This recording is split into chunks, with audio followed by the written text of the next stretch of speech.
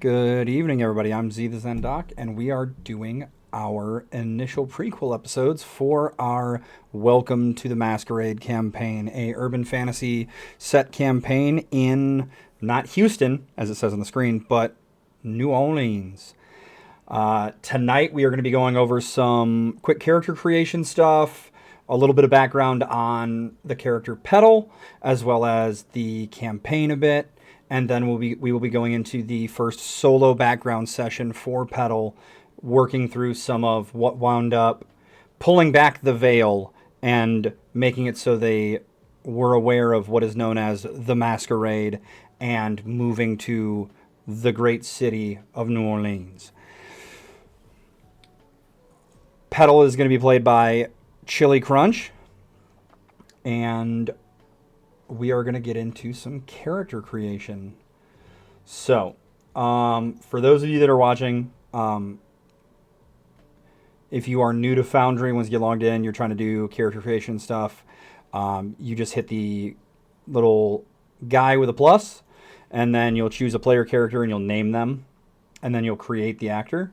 Once that happens, they'll pop down. So like test, create.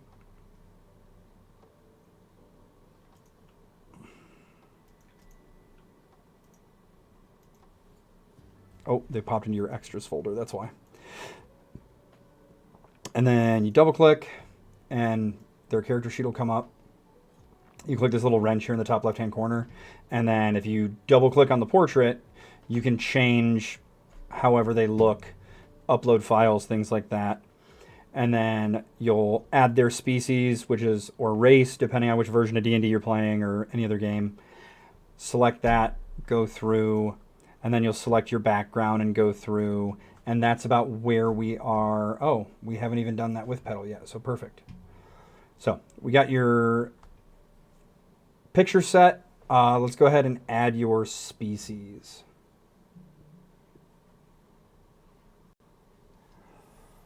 What are you thinking of for species? We're just going with human, or that's right, we were going with hex blood.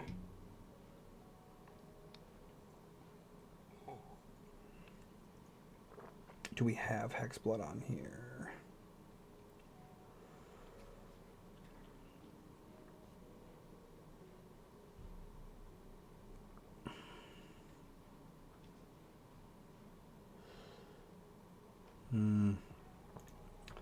I messed up. Give me just a second because I do have a way to rectify this.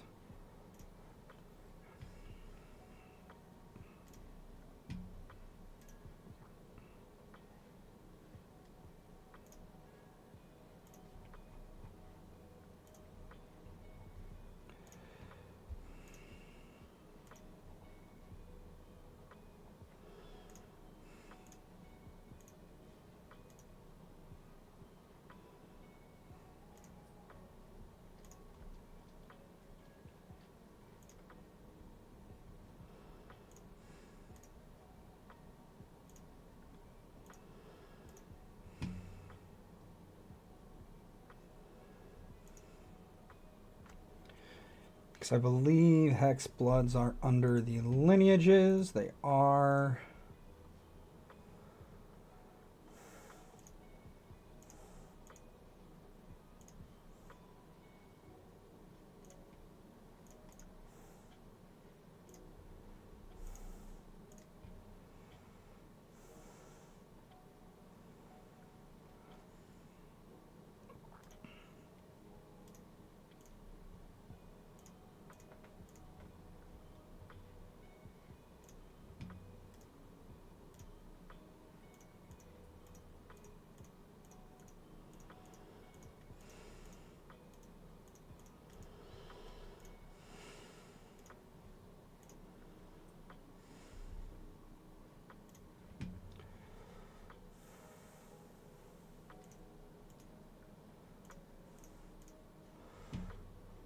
Sorry about this, Chili. I did not anticipate the fact that I would need to have hex blood ready. I forgot about that.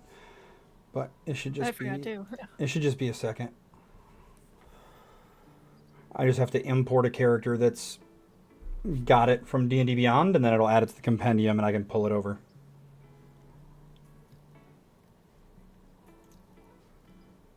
All right.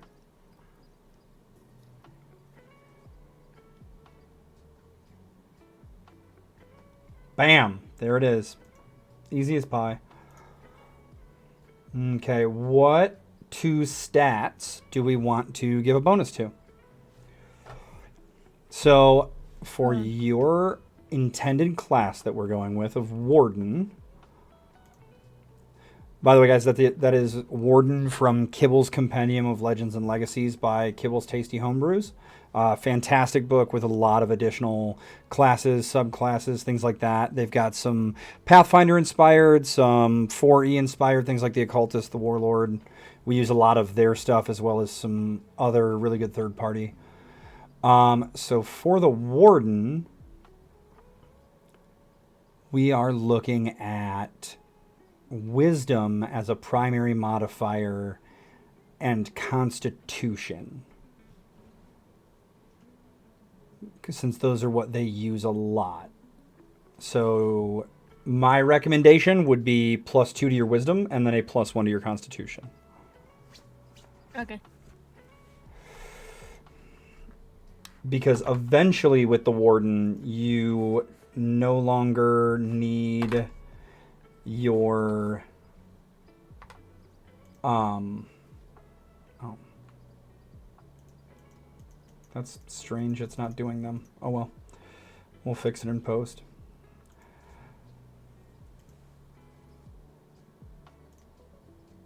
Okay. With Hexbloods, with Wardens, eventually they get abilities that allow them to utilize their Wisdom for their attack, their melee attacks, and as well as add their Wisdom instead of their Dexterity to armor class. It's called Mystic Bulwark. When you don light or medium armor, you can enhance it with Mystical Defense, integrating it with manifestations of your Warden Bond. When you do so, you can use your Wisdom modifier in place of Dexterity when calculating your armor class. And you also get reduced from that. So Wisdom will wind up replacing Dexterity for you fairly quickly. And then background, what were we thinking for a background? This is because we're starting, you're in college, and then eventually you're working at the zoo. Would a criminal background fit or something else? So honestly, we could probably go with any background you really wanted to go with to get whatever feat you'd like to get. And just kind of flavor your background from there. Okay. So let's see.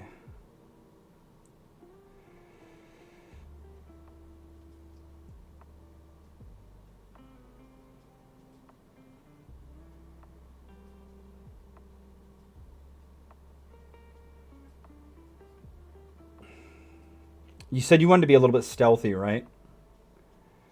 Yeah. And then I think this would be a good one. It would also give you some magic initiate.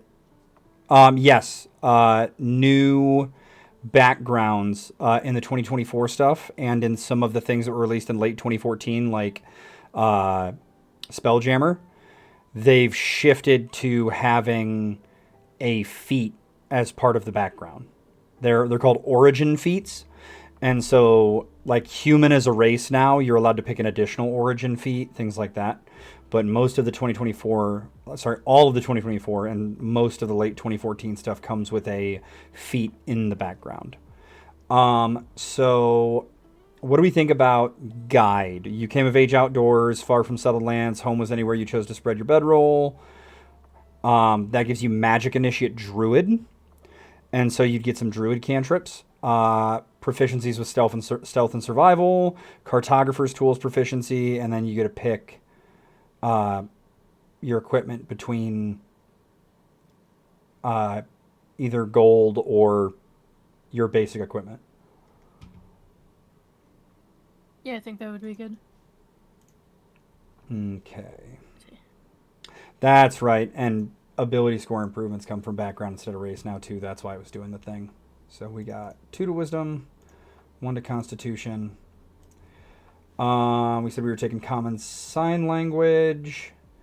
And then we will skip that and add 1. Since we're not using fantasy languages, we're using real life languages. All right. So now we do our stat rolls. So for this, the way that we do it is, do you have your screen open for your dice? Yeah. Okay, go ahead and roll 4d6 for me.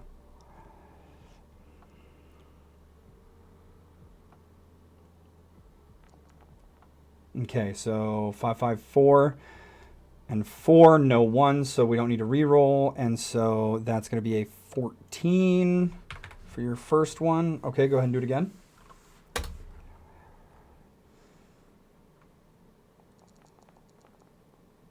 5, 5, 3, so that's going to be a 13. Go ahead and do it again. And what we're doing is we roll 4d6. If there's any ones, we re-roll those. And then we take and drop the lowest stat. So that was a 5, 4, 3, so that's going to be a 12. Okay, go ahead.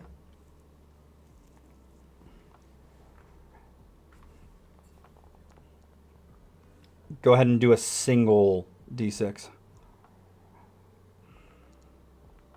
15. All right, one more again.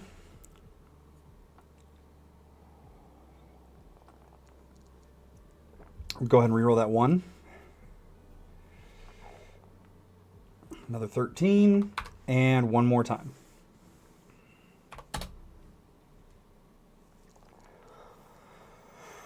And another 13. Wow. Very middle of the road. So the way we do it is you will wind up having a dump stat. So your lowest one of a 12 will turn into an 8. So currently we have 3 13s, a 14, a 15, and an 8.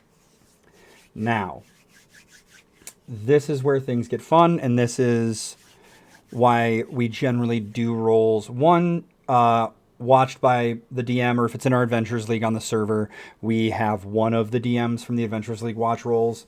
1, just to make sure everything's clean, and 2, because if a player winds up having very middle of the road stats, there's a couple different options we have. When I run campaigns, one of the things I do is I offer to let you make a deal. So I will let you re-roll any number of stats you want to. You have to keep what they re-roll to, and if it is higher, I get what is called a fate die for during the campaign. If it's lower, so if you reroll multiple and one's lower than you had currently and one's higher, they'll cancel each other out and I won't get the die. But for how many ever you have that are higher stats than what you have now, I get a fate die. And what that is essentially like a divination wizard has their divination die that they have, where they roll those and they get a number that they're able to keep and they can replace a roll with it at some point. That is essentially divination die for me as the DM. At some point throughout the campaign, I am able to take and replace a roll with one of those. So, if you would like to keep your stats at what they are, you are, yes, portent, that's the word I was looking for. They're essentially DM portents that I can utilize. And generally what I like to utilize those for is if I can turn something into being more thematic, like a success that you have in an area where a failure wouldn't be detrimental to the party, but narratively it would have impact, or vice versa, where a success would really have a lot of impact, but you roll a failure, I can replace your roll with one of those to get it more narratively what we're looking for. So if you would like to re-roll any of your stats, you're welcome to in exchange for fate die.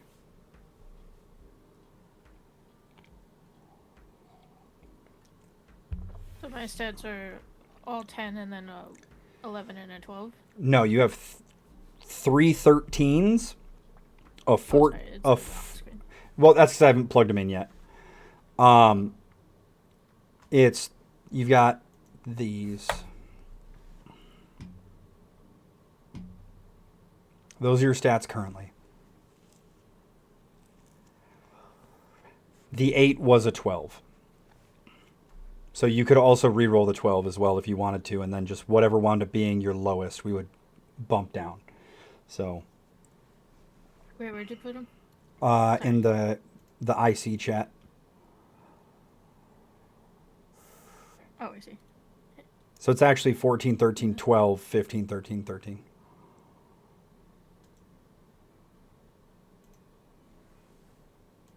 Change that. There we go. So how many ever of those you would like to re-roll, we can re-roll those if you'd like to take that deal.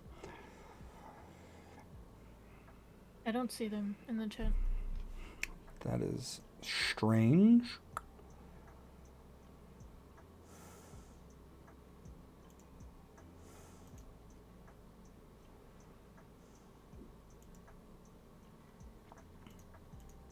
You want to go ahead and open your screen for me on Discord real quick? Just so I can look at it.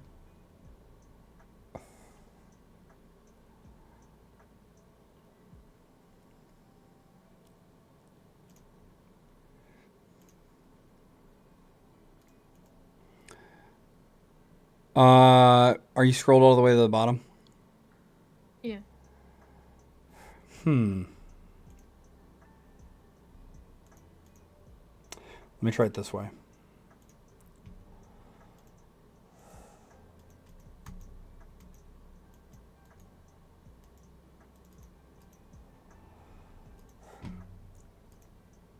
Am I just messed up?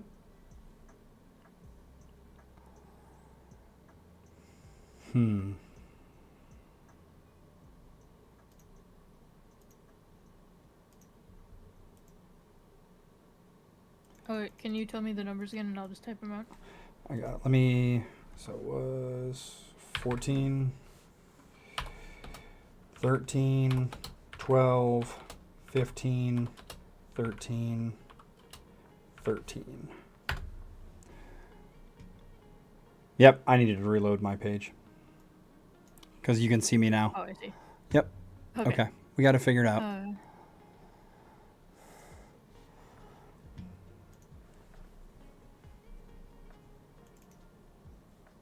I guess I'd like to reroll 2 of the 13. Okay. Go ahead.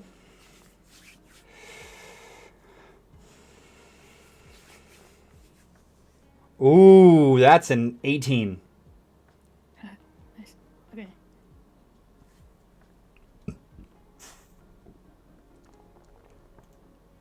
Go ahead and reroll the 1. And a 16.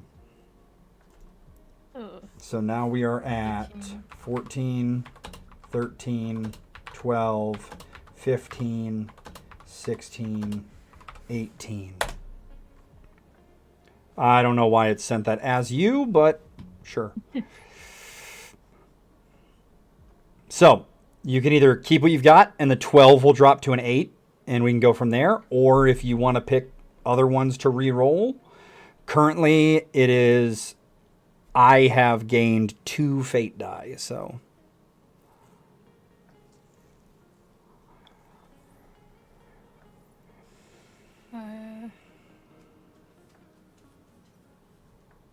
I'll re-roll the other 13 too. Okay.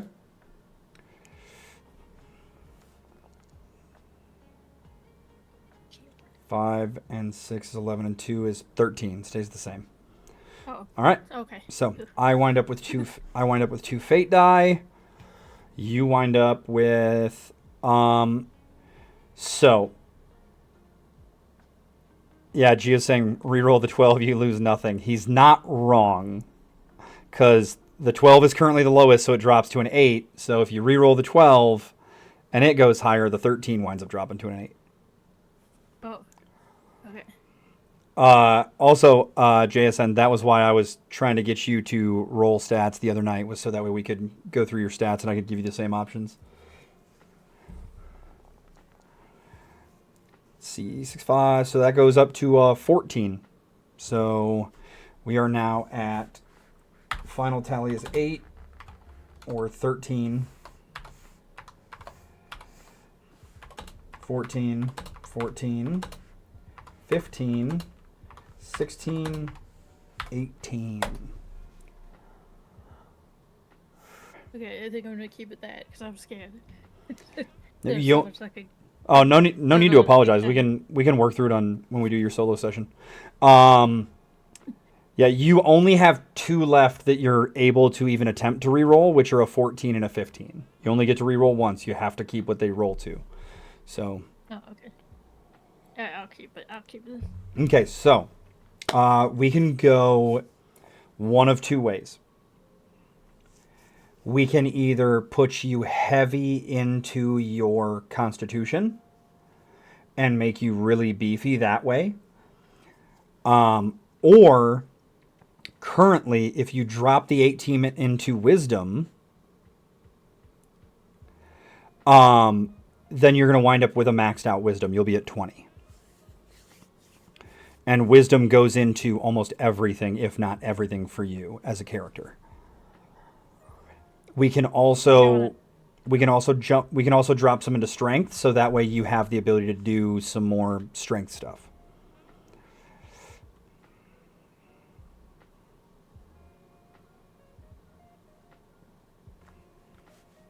Some people would say that wisdom is arguably the most powerful stat in the game. So, I think I'd want to put it in wisdom. okay. So the 18 is going to go into wisdom. That's going to put us at a 20. Where do we want to drop the 16? My recommendation would either be into that constitution or into strength. Right now, if you drop the 16 into constitution, you'd wind up with a 17, and then you could drop your 15 into strength. But if you dropped your 16 into strength and then your 15 into constitution, they would both wind up as 16s because you have a +1 in constitution. I think I want to double 16. Okay.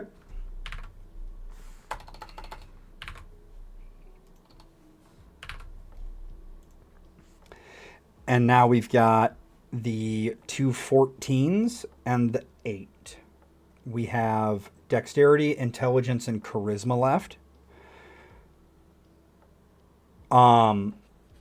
Probably be easier to pick which one you want to be your dump stat, which one you want to have your negative modifier in.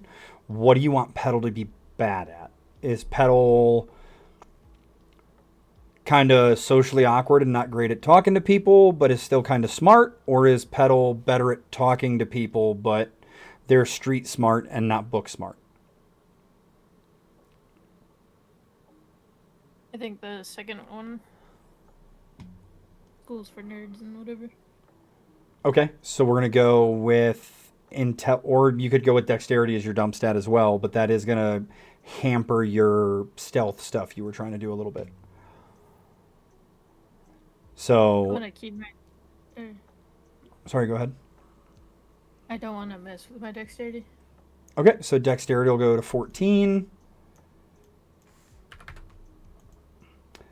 And then you wanted to be better at talking to people, so your charisma will go to 14, and then your intelligence will go to 8. So before, This is my second character in a row where intelligence and is my dump stat. that's what I was gonna say is, before we do this, I will tell you that with the PDF that I sent out earlier about some of the homebrew rules, I am doing something that is intelligence point proficiency bonuses. When you create your character or when your character gains in a modifier bump, so every 2 points into intelligence, for every modifier bump they have, so every +1, and a 14 would be a +2, they get to pick one additional proficiency in a tool, skill, language, etc. So if you want to change up that and go with charisma as your dump stat because you want to try to get some extra proficiencies from your intelligence modifier, you're welcome to do so, or we can keep it how they are. But I just wanted to give you the option and let you know that that was something that we were doing, so that way you could make that decision before we locked it in. I think I'll keep it like this. Alrighty. So, we've got your background, we've got your race, we've got your Fey lineage.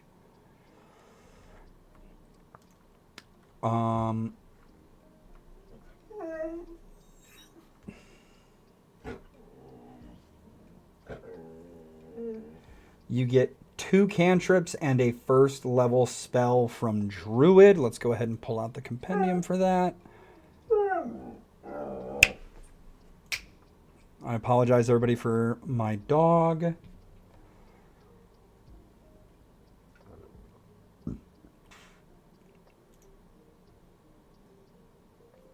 Okay, so cantrips, we have the choice of Druidcraft, Elementalism, Guidance, Mending, Message, Poison Spray, Produce Flame, Resistance, Shillelagh, Spare the Dying, Starry Whist, Thorn Whip, and Thunderclap. You need to pick 2 of those. Where do you see the list? It's on my screen. You'll have to Oh, I can't see look the at screen very good. that. Sorry.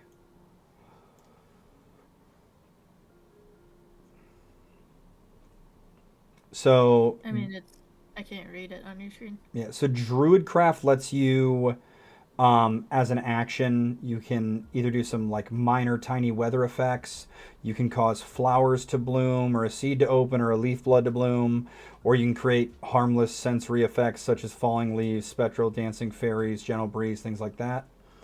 Elementalism, you can have some very minor control over moving some elements, like creating a spray of cool mist, or a thin cloud of harmless embers for fire, or a little shroud of dust. Guidance, you already use on Aurelia, so I'm sure you know what that does. It does your D4 to skill checks. Mending mends actual physical objects. Message, you can send a message to somebody. Poison spray is spraying poison for damage. Produce flame is creating a flickering flame or hurling fire at somebody for a d8. Resistance is for concentration up to 1 minute. You can give them resistance to a type of damage. They get to reduce it by a d4. Shillelagh, you can empower a melee weapon that is made of natural materials, so like wood, and the damage die becomes a d8. Spare the Dying, you get to choose a creature within range that's got 0 hit points and isn't dead, Has that. and they get to be stable.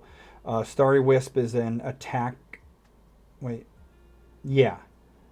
You launch a mote of light at a creature. They take a d8 radiant damage, and they can't benefit from invisible. Thorn Whip, you create a vine-like whip that does 1d6 piercing, and you can move somebody up to 10 feet closer to you. And then Thunderclap, you emit sonic energy like thunder, and they take a d6 damage. And they've got and that's on a Constitution saving throw. So you get to pick 2 of those. I think poison spray and then the shield one, or the thorn. Let's see. Okay. I think probably the shield and the poison spray. Okay. So the resistance one. Yeah.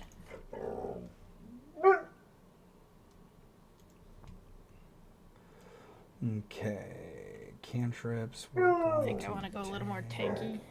That's perfectly fine. We're taking resistance.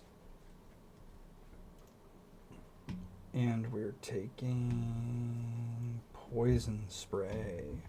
All right, now for first level spells, we've got animal. You want me to just do the ones that are like pertinent to the character concept you've got? Yeah. So we've got animal friendship. We've got Goodberry, which never hurts. Jump, Long Strider, and Protection from Good and Evil are the big ones that would make the most sense. Entangle wouldn't be too bad either.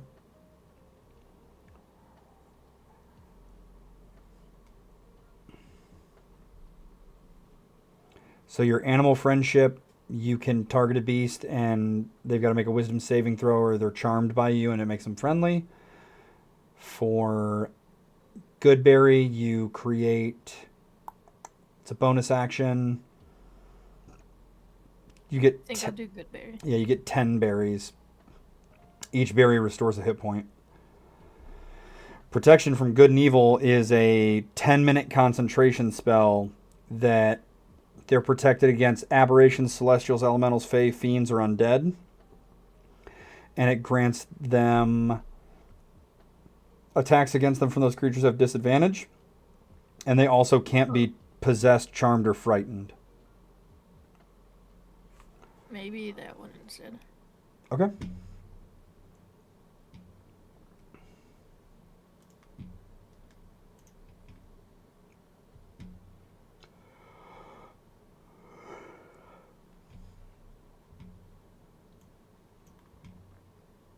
Okay, there we go.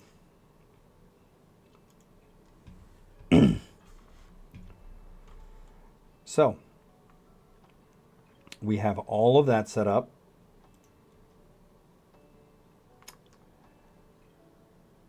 And I think we are good to go.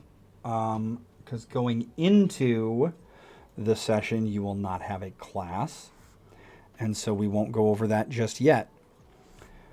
So if you're ready and you would like to tell the viewers a little bit about Petal as they are now, we will be starting session in Houston at your apartment. And it is around this time about 3 years ago. So about 2022. And it's Petal's senior year of college. They just finished up finals. Graduation's coming up in the next week or two. They're graduating with their bachelor's degree. And so that is where we are going to start that session. So if you want to give any background for the audience from before that or leading up to it, you are more than welcome to. That is totally up to you. You want me to tell it? Yeah. Oh, okay.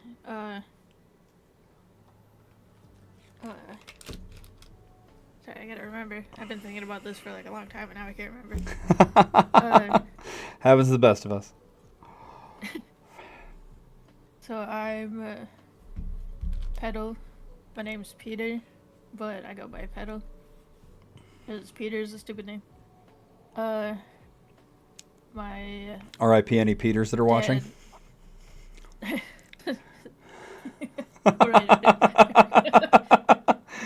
It's not me saying it's my character, okay? My dad is a scientist, researcher, who is away from home a lot, and I don't get along with my stepmom because she works for a company I don't agree with. So she actually is the owner. She's the CEO of the company. She's the CEO. Yes, it's her. Which is even worse. It is her company. She calls the shots. She calls the shots. And her and I butt heads all the time because I don't agree with her stuff, and she obviously doesn't care. I don't like my half-sister either. She's basically just a mini her. She's one of those TikTok influencers that does makeup. Dumb. And I'm a vegan. I'm gonna be mentioning that a lot. I'm one of those. And she got tired of my my eco warrior activities, my acts of charity for nature, and she decided to pay for me to go to college halfway across the country. And I took it because I don't want to be there anymore. I'm gonna use this opportunity to make the world a better place. I'm going to college for environmental something. I've been here 4 years. Preservation, habitat preservation, wildlife preservation, all those. And yeah, I think that's it. All right, so stepmom is the CEO of a major cosmetics company, and little half sister is a very biased influencer who does makeup reviews, unboxings, tutorials, things like that, using generally only mom's company, and is now getting ready to finish up high school, and she's going to be heading to college, though she's going to be going more locally potentially and studying to get her MBA because she's being groomed to take over mom's business. We start our session in the warm, beautiful climate of Houston, Texas. Petal, it's a couple weeks from graduation. The stress of finals is over. You're trying to decide whether you're going to walk at graduation or not. What are your thoughts currently? How are we feeling? I think I might have to reload because I don't see that on my screen. You should be moving here. Oh, I didn't double click correctly. You're good. Give it a sec.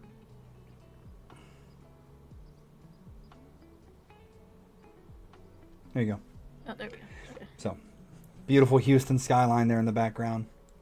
So, we're in Houston. Graduation's coming up. Are we going to walk at graduation? Am I gonna walk? Do you have a desire to actually partake in the graduation ceremony, walk across the stage, receive your diploma, cap and gown, all of that fanciness? No, I could probably just pick up my diploma later, right? Like, I don't have to go through the whole, like... You could, however, what if Dad was going to come? I don't think... I mean, he doesn't show up for anything else. Like, it seems hard to believe that he would come, but I guess I could. So the current intent is to walk in the event that maybe Dad shows up. Yeah. You've got some time to kill. If he doesn't, like, I don't care.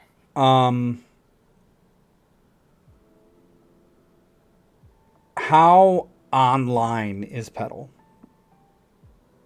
Social media, email, text, calls, things like that. I'm pretty online. Okay. But I don't believe in trends and stuff, but I still go online to talk to people. So you, having let the family know, hey, graduation, things like that, you see, as you wake up this morning, a email from Dad.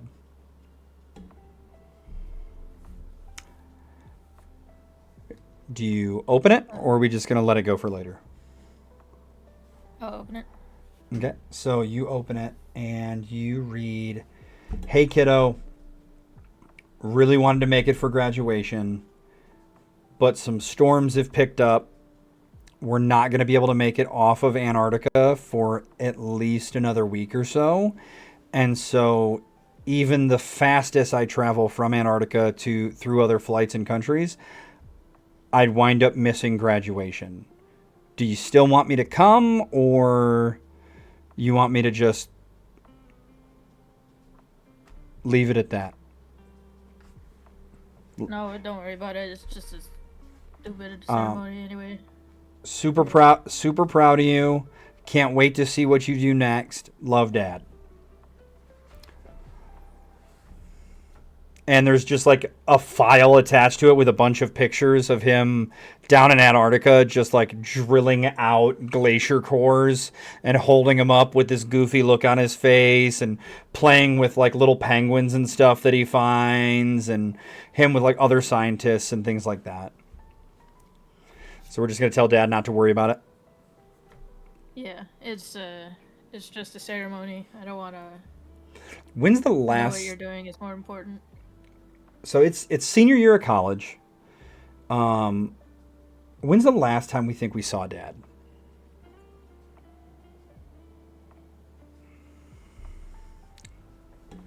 I think it was like quite a while before I had to leave. Like. So you don't think you've seen Dad since you came to college? Yeah. So I would say general rotation for scientists down in Antarctica, they do 3 to 6 month stints and then come back. So there's the potential that Dad would have come back, if possible. So if you I don't know want, if he'd come back to see me though. fair enough. Dumb family, whatever. So that being said, you also see that you have a text message from Bella.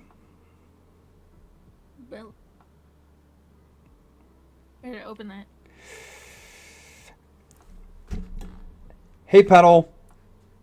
What do you got going on? I know graduation's coming up. Not sure if you're doing that or not, but I've got some other stuff if you're interested, with like little pine tree emojis and a winky face afterwards. Yeah, Bella. I'll say, no, it's not, I wasn't really gonna go, well, I was, but, nobody's gonna come, so it's whatever, I don't really care. What do you have in mind? So we're actually going to transition scene to your apartment, because that's where we'd be at this point. So yeah, we'll look at my apartment. So you're hanging out on the wicker couch made of natural fibers, and you're texting Bella on your little smartphone that totally wasn't made at the cost of any nature. Totally wasn't. I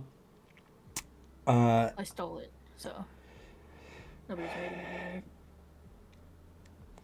You go on about your morning, get your coffee, I don't know, maybe do a morning workout or something. I'm not sure if that's Petals' deal there. Maybe go for a jog in the park, whatever.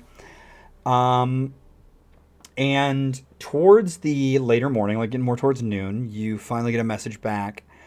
Bella says, "Got the proof you were looking for. There's definitely animals involved. The bitch has a local lab just outside of Houston." I knew it. Okay, can I ask her to send me the location of it? Or ask what she is thinking about, like, if she has a plan or anything? She hits you back fairly quickly, and she sends you a pin for a location with a link to a website on the lab, and says, "Gonna be a while until I can do anything. Wouldn't go alone. The whole thing might not even be worth the risk."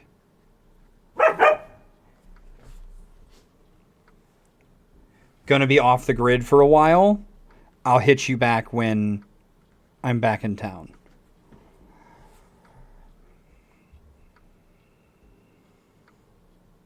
Okay. Well, thanks for the information.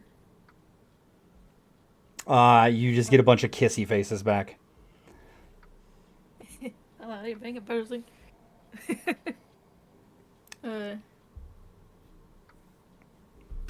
I don't. I feel like the longer I wait, the more there is a risk of animals being harmed. So I want to at least look, you know. Okay. So, are we going to do any like online research or anything first? Uh, yeah, yeah. I'll, I guess, look at the, like, Google it and, Okay, go ahead and give me an investigation check. oh, my sheet. See what we can find out. Oh,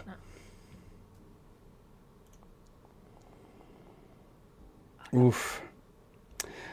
So we click the link that Bella sent us, and we're looking through, and there's just tabs and tabs and tabs and tabs of information, and it's hard to sift through. And finally, you just get frustrated with it, and you're like, ah, Bella normally does all the planning and all the research and stuff.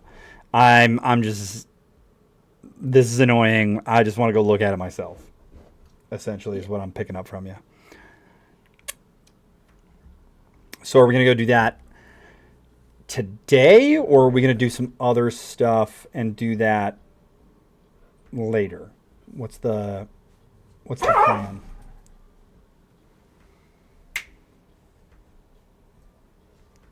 What's I the think I'd probably plan? want to do it at night. Okay, so tonight, tomorrow night, what night are we thinking? How long are we going to wait?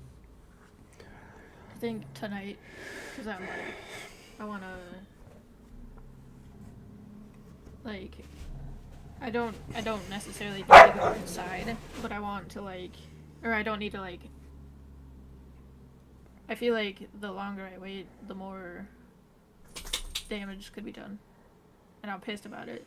And I'm like, trying to, I don't know. Okay. So do you do any prep before you head out? Uh,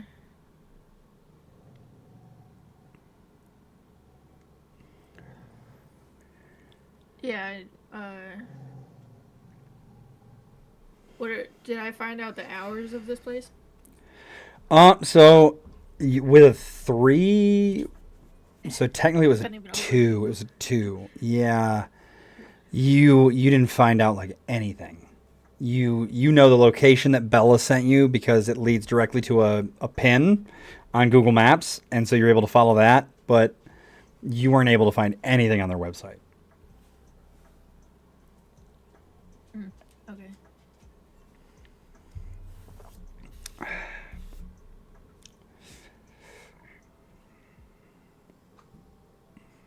And I guess I'll probably assume that they're closed. I don't know what the hours of a lab are, but so I probably want to like wear stealthy stuff. Okay. Uh, maybe have, I don't know if I get like lock pick and stuff. Sure. You can have some thieves tools. Uh,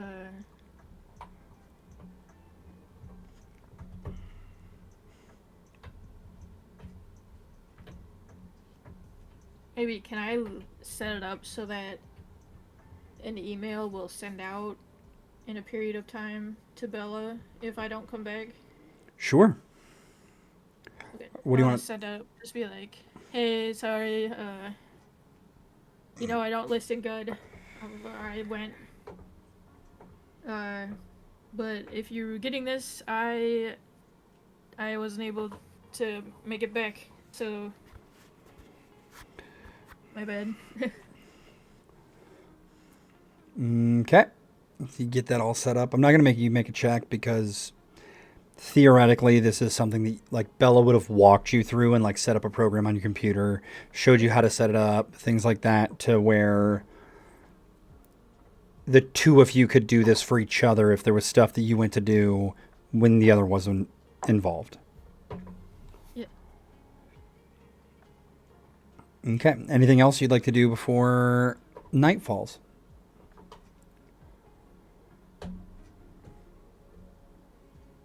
We're gonna go around the apartment, water all of our plants, and get them all set up for in case you're gone for a while, things like that. Yeah. Okay. Do you have any animals? Mm. I don't think does my dorm allow animals? So you're in an apartment. Like that's part of your trust fund and your stipend that you get from that trust fund is that you're set up in a decent apartment just on the outskirts of like northwestern Houston to where it's probably about a 30-minute commute to campus over at A&M. Okay. How many animals could I have? How many animals do you want to have? 3. Okay. 3 cats. 3 cats. No dogs, 2 no black, birds. 1 white. No dogs, no birds, no rabbits, no reptiles.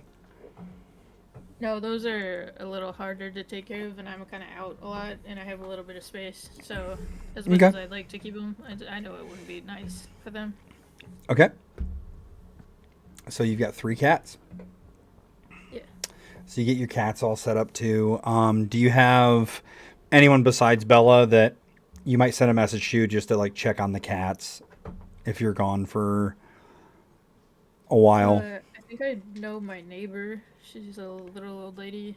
Okay. Maybe. We'll say that Gertrude next door, you've known her for the 4 years you've been here. She's lived here way longer than you have and thinks you're just a nice young man, and that anytime that you wind up having stuff where you're out of town or whatever, Gertrude's got a spare key. She checks on the place, waters your plants, feeds your cats, cleans out litter boxes. Yeah. She's super great. I help her like move stuff. You gonna She needs it. so you're gonna stop by and let her know. Yeah. So you go next door and you knock on the door and she opens it. She goes, "Oh, Peter, it's nice to see you, young man. Come on in. I just put on a kettle of tea and I've got some cookies in the oven. Come on in." Thanks, Gertrude.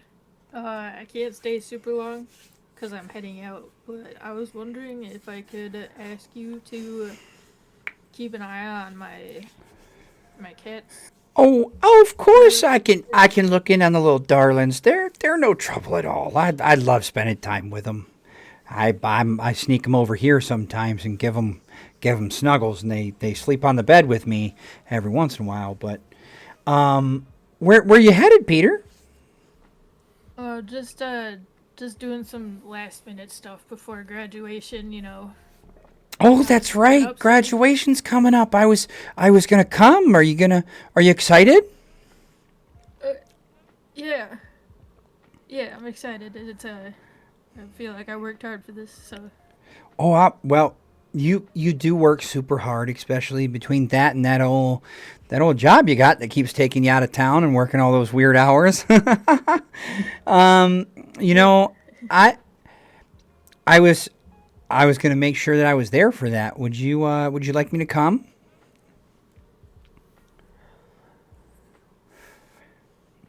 I don't know if you. It seems like you'd have to sit for a long time, and I could just take pictures and come back and show you. Oh, honey, I sit all the time. I'd be okay sitting. I want to make sure that people who care about you are there for your special day. Yeah. Yeah, you can come. I'll be there. Okay, well, she pats your arm and she walks over and she puts a couple of chocolate chip cookies and some tin foil and makes you a little thermos with some tea, and she hands them to you and she goes, "Well, you stay safe out there, okay, Peter? I'll see you when you get back. I look forward to it." Thanks, Gertrude. And you head off. What kind of transportation does Peter have? I got in. I think I just have a bike. Like a pedal bike? Yeah, college student. So, Don't have a lot of. does Peter call an Uber? Because this lab is way out on the other side in northeastern Houston, like probably about 20 miles outside the city.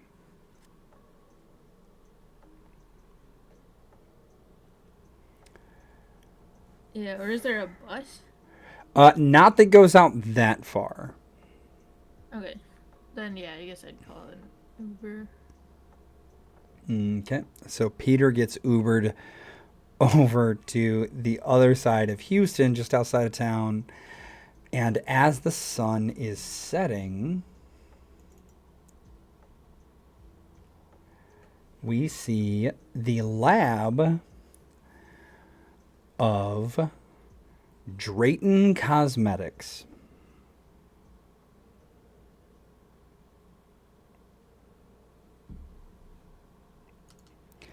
Is there an On- hours sign?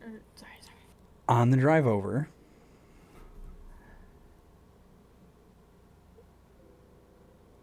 go ahead and just roll me a D100. Okay.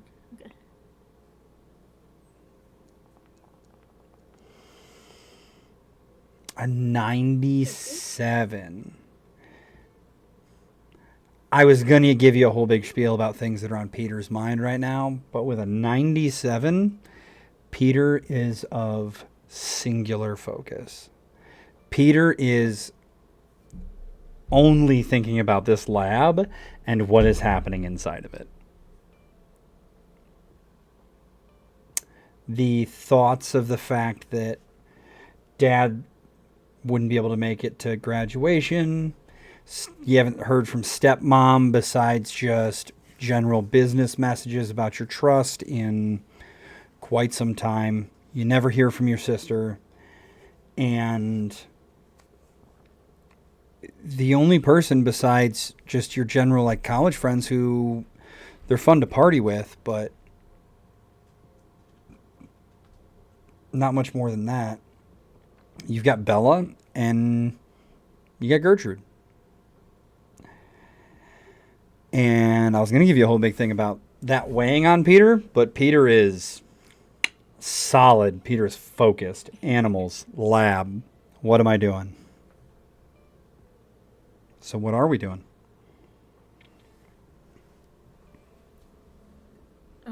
I guess I kind of want to scope out the outside. Like, does it look busy, or like, is there cameras? Is there like a visitor thing? So there's cameras. There's a front desk in the main lobby, but you can see on the front doors that it's well past the hours that they are open to the public. And all of the doors are in the front that you see your key card. And there's a couple cars in the parking lot. Go ahead and give me an intelligence check. Okay. Actually, you know what? Give me a wisdom check. Okay. This is more of a wisdom thing, I think.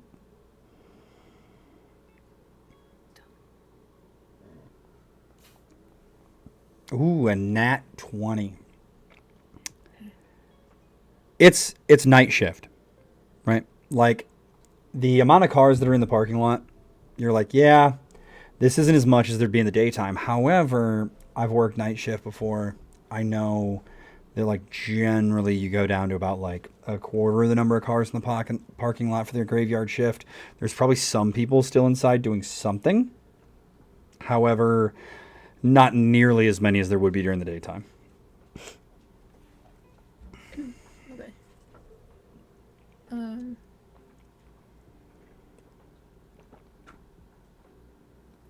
So all the doors that I see are key card, or do I just see the one door? You're just in the front. Do you want to walk around back? Oh yeah. Okay, go ahead and this is going to be an investigation check. You can give me investigation and give me a perception.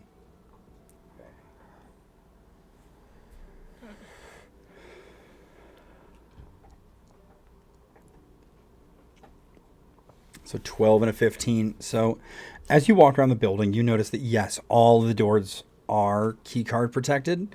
However, you notice that there's a little towards one of the back corners, and it's out of the way of all, like, as you look with your perception check, you notice that it's kind of in a blind spot in the cameras. There's a little coffee can with cigarette butts and other stuff in it, and there's a door that you can see from that coffee can, and it's propped open. Okay. So I want to go and can I like open it a little bit and like kind of look? Sure, go ahead and give me a stealth check and a perception check.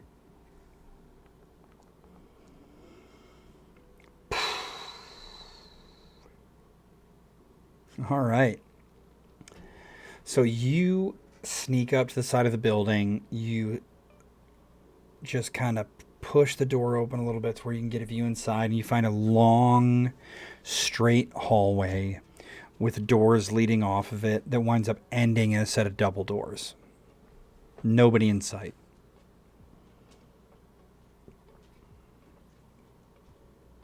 Okay, so I go inside. Okay. And you said, sorry. Yep. So there's double doors on. I mean, there's double doors at the far end, and there's a couple, like 2 or 3 doors on either side of the hallway as you're heading in. Okay, do I hear anything? Like people talking? Or No anything? people. You do kind of like just hear the silent hum of machinery in other rooms. Okay. Are the doors locked on the sides? No. So as you approach the first one, you kind of like push the handle a little bit with that nat 20 stealth. I'm not gonna have you make another one just yet. The door handles are not locked.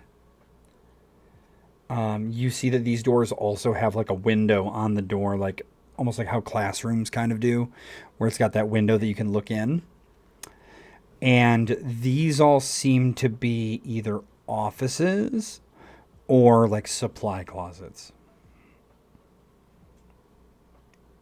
Okay. So I'll go for the double doors. Okay, so as you push open the double doors, you find yourself in a larger area that's got another set of double doors off to the left and another one directly across the large room where you're coming into. There to your right, there's a single door, and it's got kind of like the caricature of a stairwell painted on it. And then you also see an elevator, and then on the same wall that you're coming from, opposite the elevator, is a restroom.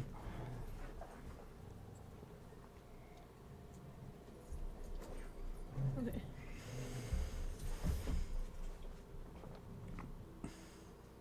Can I go? The double doors don't have windows on them, right? No, so that was like pushing the door open a little bit. There's nobody in the big wide open area. I mean, sorry, I mean the other two sets of double doors. No, they do not have windows on them. Okay. Is there any signs or anything besides the stairwell sign in the elevator? In between the elevator, there's a little placard. Um, it reads that the top floor is like administration. The second floor is something else. The main floor that you're on is admin, guest services, cafeteria, and then basement. It says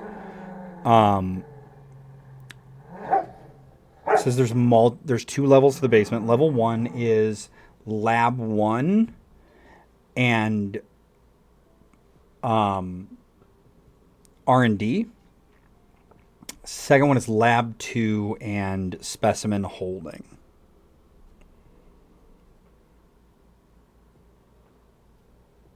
In the supply closets, did I see anything that was like uniforms or anything? No, you did not.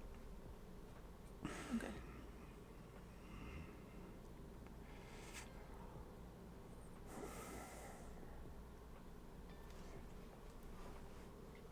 I'd probably want to go to the specimen floor then. Okay. So as you hit the, are you going to do the elevator or the stairwell? I think the stairs. Okay. So we hit the stairwell. Go ahead and give me a perception check.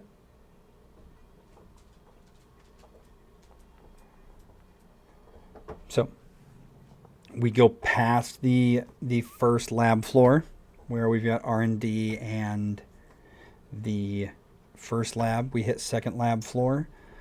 And you notice with a 15 perception that the stairs keep going down after this floor. Like there's more floors beneath this, but on the sign that you found, there weren't.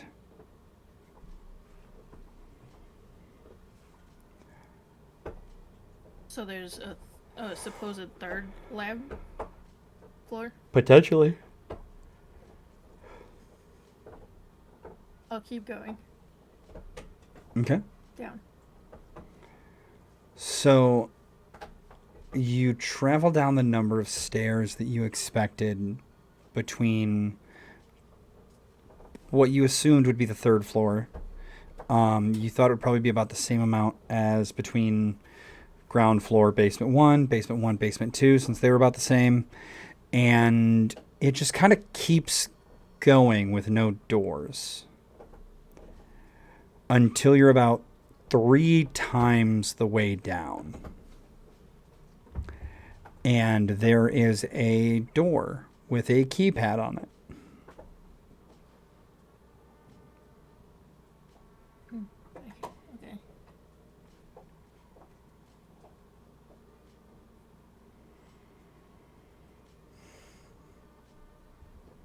Okay. Is there anything in my like thieves' tools that would help me with it? So those would be for mechanical locks, not electronic.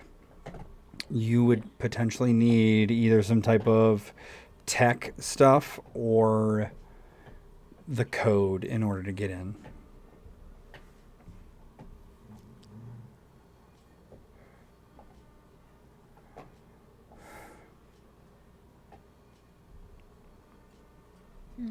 Okay. Can I check like the offices upstairs or anything for like if somebody like wrote it down or something? I don't know. So we're going to go all the way back to the main floor to the offices, or we're going to go to that lab 2 floor where the specimen holds at? I think two or the lab. Yeah, with the specimen. Okay. As we get up to lab 2,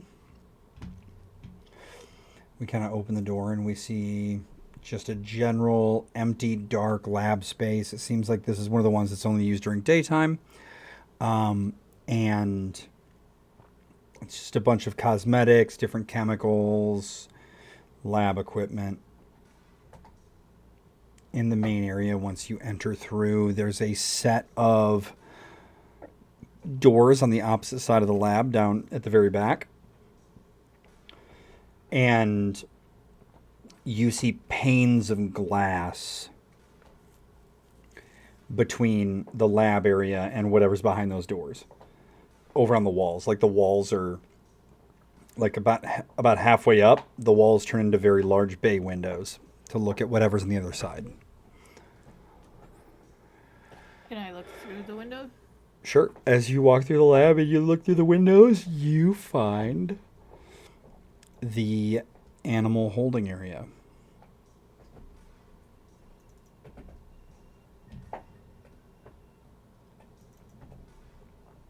And as you look in, you see little like capuchin monkeys in cages and giant, huge, like vented containers with this like hosing system on them that you know are like giant mice enclosures, essentially, like a bunch of little like file cabinet drawer sized bins that like a couple mice are put in as a test group. And there's just dozens upon dozens of these containers that would have little test groups in them. And then on the wall opposite from the cages that have like the monkeys in them, you see like instead of like grated metal caging, you see like sheet metal doored cages with little slits in the top, about the size of like they're about a foot by a foot for width and height. Okay. I want to take pictures of what I can see so far. I want to like document this, Okay. and then I'll look. I'll look through the metal sheets. So it's hard to look in. You're probably gonna have to open them. Oh, okay. I'll open it then. Okay, so in the first one that you open,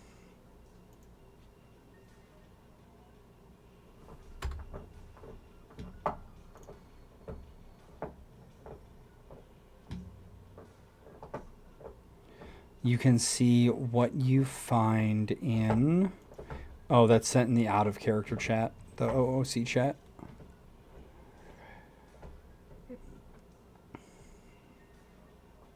Oh, it's a bunny.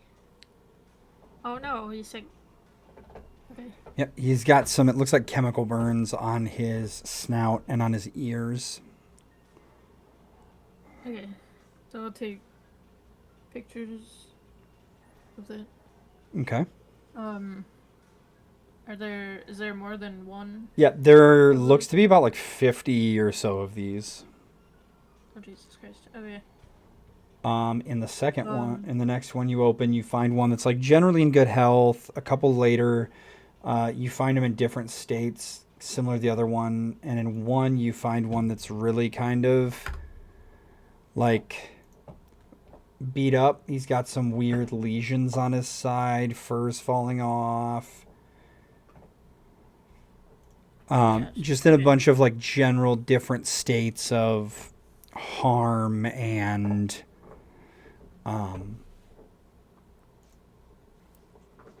other issues from testing. Are there any like notes by the cages or anything? Not by the cages, but in the lab there may have been. Oh, okay. I want to go look for those then. Okay, go ahead and roll me an investigation check for the lab. I should have waited for Bella. Shit. So with a 6, there's lots and lots of notes. But on a whiteboard over on one wall, you notice like in a bottom corner, it says key and then 13194. Okay, so I'm gonna assume that that's the password, and I want to try it. Can I like, I know I couldn't read the notes, but can I like grab some to take with me? Sure. Like, I don't know if this seems important, so I'm just gonna evidence type. Sure. Okay, so I'm gonna grab a fistful, put them in my pocket, and then write down the code and bring it with me to go try the keypad. Okay. You make your way back down to that sub-basement and you punch in the code. Do you remember what I said it was? No, but I wrote it down. All right. So I don't need to. So you punch it in and the door opens. Okay. What do I see?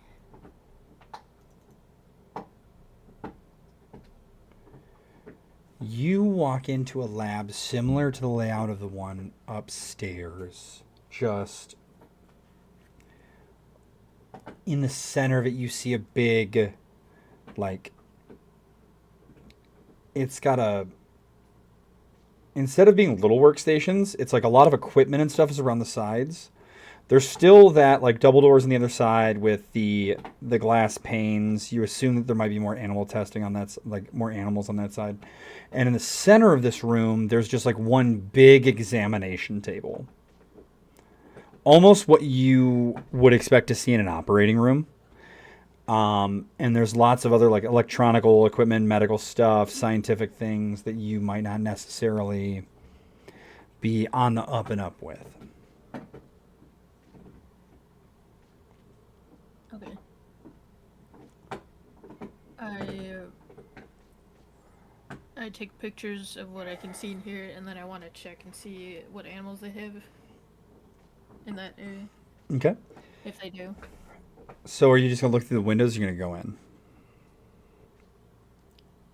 I want to look through to see if there are any animals in there. Um, Like, I don't know if you're able to see you through the. look through this like kind of like the glass is kind of smudged, hasn't been cleaned in a while, really hazy.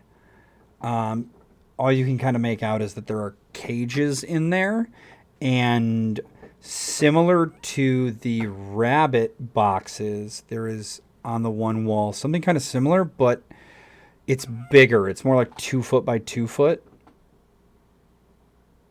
and they've got handles on the outside of them that instead of being like door handles, it's almost like drawer handles. Okay, so I want to go in and see. Roll me a perception check.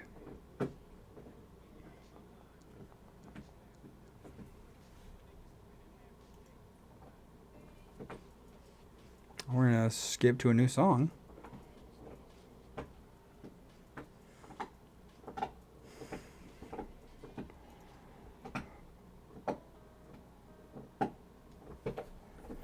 All right. So, as we enter with a 23, you enter and you notice in the cages are these very large, like bigger than human size masses inside these cages, kind of just like animals that are curled up into balls. Okay. And it's weird because upstairs it was like monkeys, rabbits, mice, and rats, things that you would expect for testing. But down here, these things are big. And not all of them have fur. There's some like large, like, you're pretty sure that like alligators and Komodo dragons and stuff don't grow that big. But there's like some stuff with scales that's big. But it's dark. Oh, it's dark. Okay. Do I got a flashlight on my phone? You do. Can I use it to not like right up next to the cage because I don't want to like hurt their eyes, but like can I like try to see like what I'm looking at? Yeah. So do you want to go something furred or something scaled? Hmm. Something scaled. So as you shine the light in, like you kind of hold your phone up and you click the light, beams in, you see from this this huge ball of scales, just lids kind of open up, and then the secondary pair open sideways, and you see slitted reptilian pupils, and then quicker than you can blink, something jumps at the edge of the cage. Go ahead and make me a dexterity save.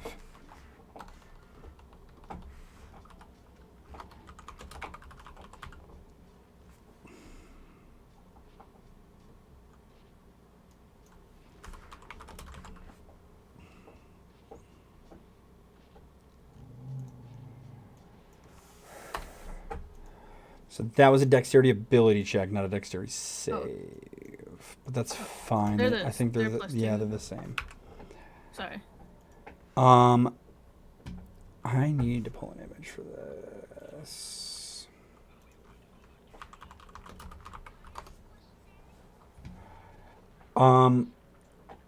Lunging at the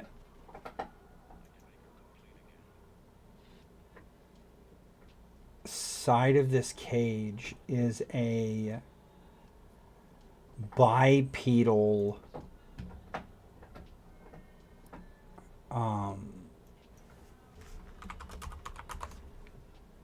almost crocodile man. Sorry, I'm trying to get a good image here.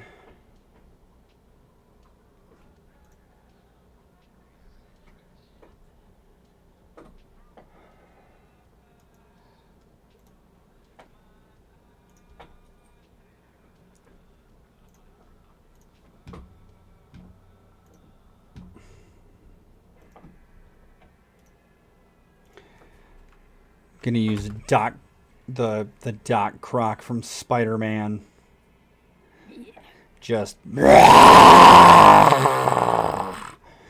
slams against the side of this cage, and you kind of step back, and seeing this, like, in the commotion, all of a sudden things start to slam into the walls of the cages, and Peter looks around with that 23 perception, and he notices, like, they're all humanoid and bipedal.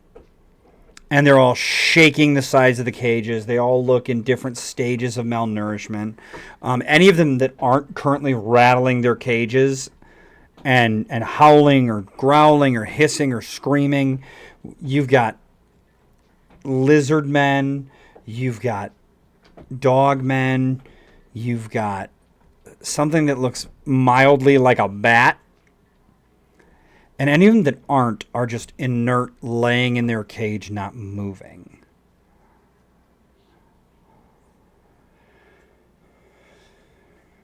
What the fuck? What the fuck? You were able to keep yourself from getting, like, grabbed by the alligator man. Oh, thank God. With that 18. But what does Peter do now?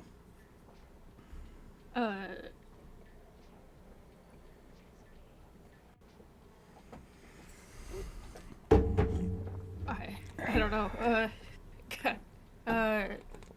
Take pictures or video because they're moving too fast. But, like, it's so bizarre. How bizarre. How bizarre. Do you open any of the metal cabinet cages? Yeah. As you open it, you slide out and you see something between what you see in the cages and the actual animal you would correspond them with. Like, almost like if what's in the cages is halfway between man and beast, then what's in these drawers, you see things that are 3/4 of the way between man and beast on either side and are dead. As you pull the drawers open, you feel cold air, almost like these are like morgue drawers. These are to preserve dead specimens. You see, like, how many of them do you open?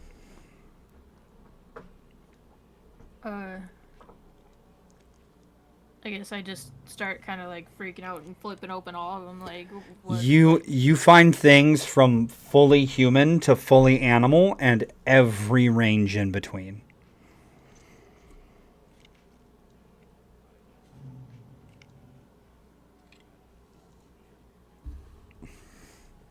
Is there other cages and stuff?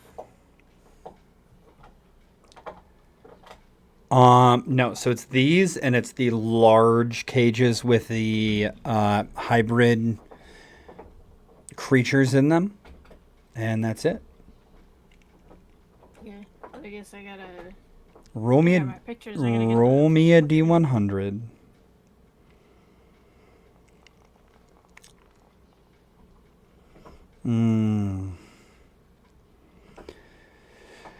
Good Oh, enough. okay. Good enough to notice, but not good enough to notice fast enough.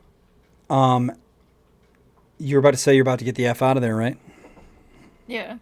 As you turn around, you notice that there's lights on in the lab now. Oh shit.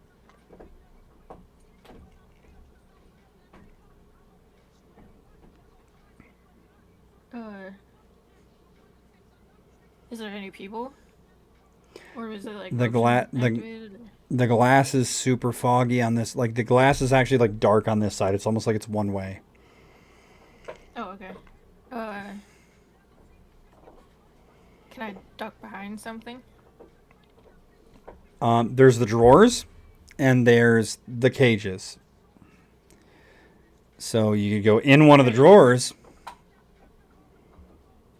or you could try and hide behind something in one of the cages. Not sure if those are advisable options, but they're there. Can I try to hide behind a cage that has a thing that's not moving in it? So the cages go up to the back wall. When Oh. I said hide in the cages. Oh. So I guess I'll pick one that has a dead one in it. Is it worth it to think that maybe they're I'll dead, maybe they're figure not? out. What's worse, whoever's in that lab or whatever's in that cage?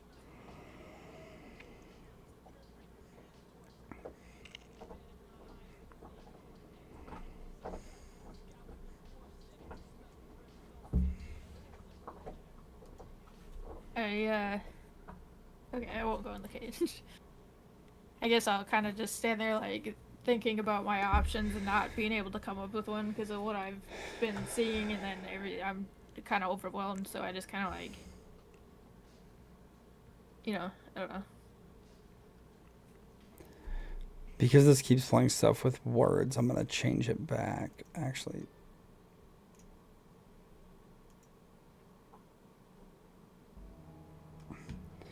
All right. So you're contemplating your options, standing here in the dark. Creatures rattling cages, growling, screaming, and howling around you. Did you shut all the drawers, or were you in such a state that you would have just like flung them open and then forgot them? I forgot them. Drawers open, you see light under the door, you can't tell what's on the other side in the windows, and you're just standing there. What's Peter gonna do? Well, I guess I should try and shut the doors. The drawers? Is that where your mind would be at? Oh, I wanted to hide, but I couldn't really find anywhere to hide. I could hide in a drawer. Do you want to get in a drawer? No, but it's the only option I have. So I'll get in a drawer. So the door opens inwards. You could hide on the side of the door that you'd be behind it. Oh, yeah, I'll do that. That makes more sense. I'm scared. So you hide behind the door. It opens. You kind of get smacked in the face by it a little bit. Your nose gets a little bruised. And you hear a voice. And I want you to give me a insight check on this voice.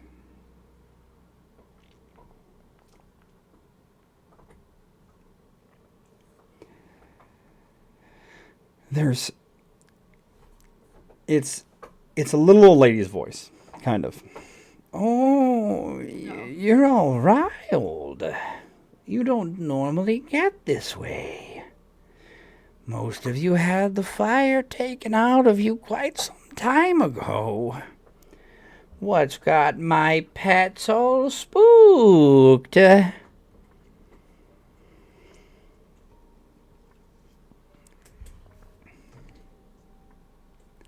door had gotten like propped open with like a little like wedge prop.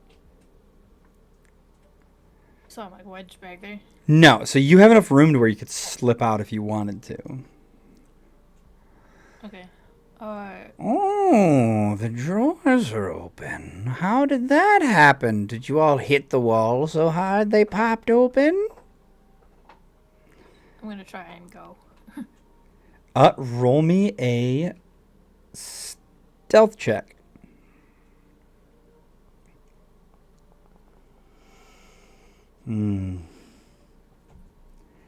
As you slip out from behind the door and you go to make a break for it, you see this woman standing there in a little lab coat.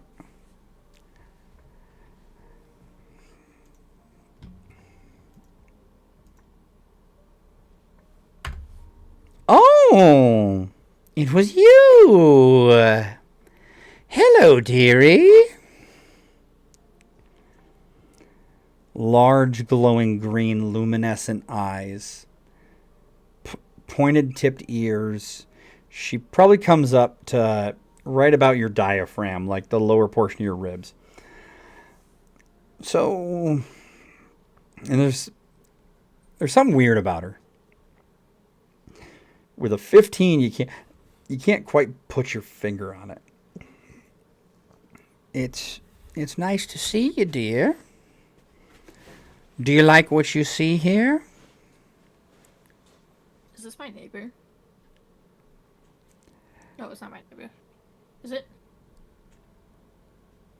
No. It is. You finally put your finger on it, despite that roll. No. It's Gertrude. Gertrude. Peter, you need to really keep your nose out of people's business. I was looking for the bathroom. The bathroom? What bathroom? The bathroom on the other side of town? I was coming here because my stepmom works here, and I was thinking about working here. Your stepmom doesn't work here, Peter. Your stepmom's at headquarters in the Twin Cities up in Minneapolis, St. Paul. Yeah, but I mean, like, this is her business, and this one's local, so Peter, it would make more sense for me to be here. Roll a deception check. It's going to be an extremely high DC based off of why this character is here. A 17 is not going to beat it. It was a DC 21. Peter. Oh, no.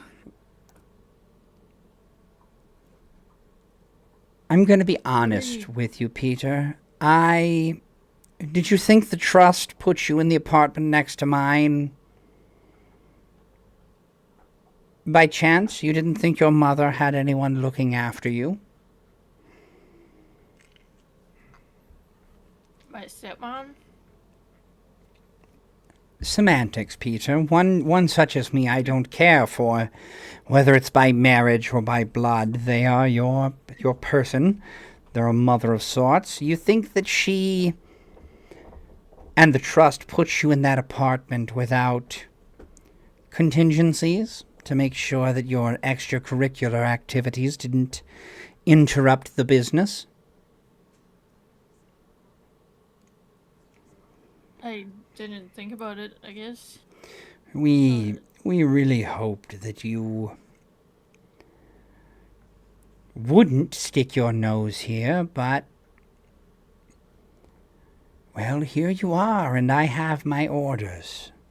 And my orders are that the business stays safe, and so that means that, well, they were just vague enough that I get to have a little fun. And she walks towards you.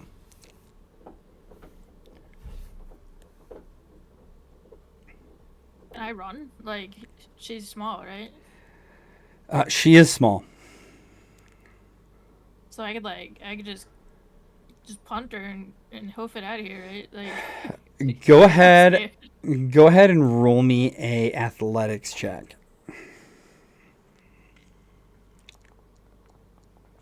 Oh, my rolls are secret. This is. Oh my god. And roll me a dexterity save.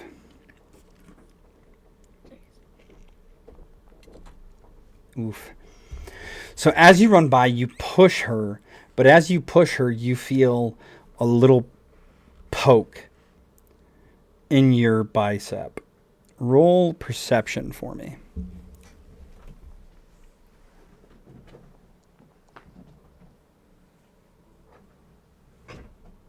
You see, as she stumbles back from you, a needle and syringe in her hand.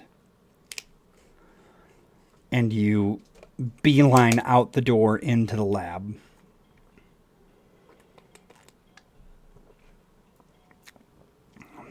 Okay. Are we heading for the stairwell?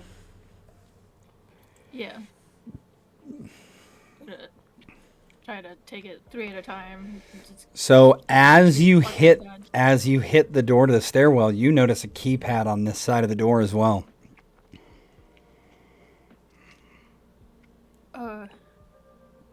I put in the code.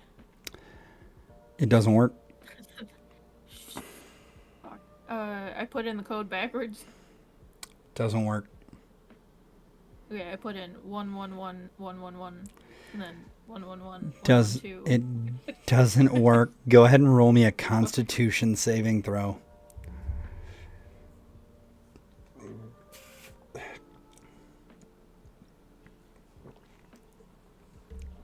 As you stand,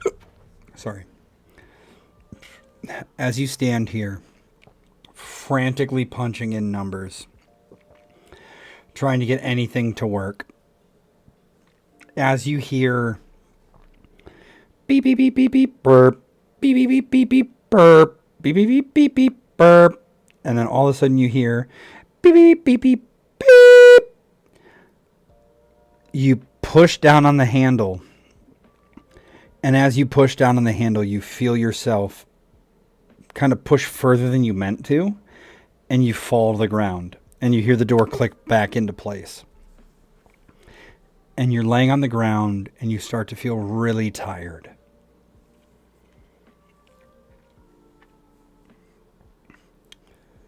This sucks. And you hear footsteps approaching from behind you. Now, Peter, we didn't have to make things difficult.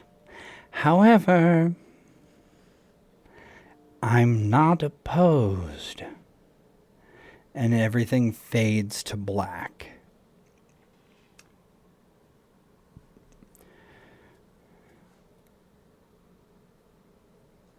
The next memories you have are kind of in and out.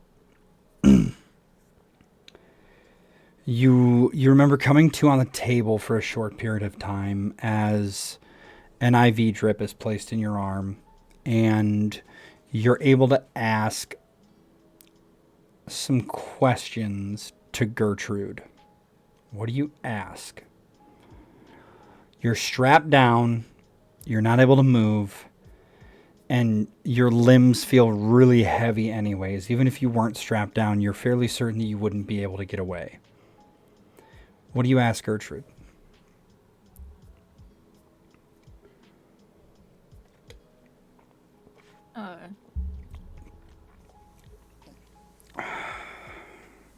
What the fuck? Like, why are you doing this? What are you? Oh, Did you feed my well, cats? one at a time, darling, one at a time. Why am I doing this? Well, because I'm interested in the way things work, and if I can make things happen. I'm trying to recreate the creatures you saw in the cages in the other room, and make them better.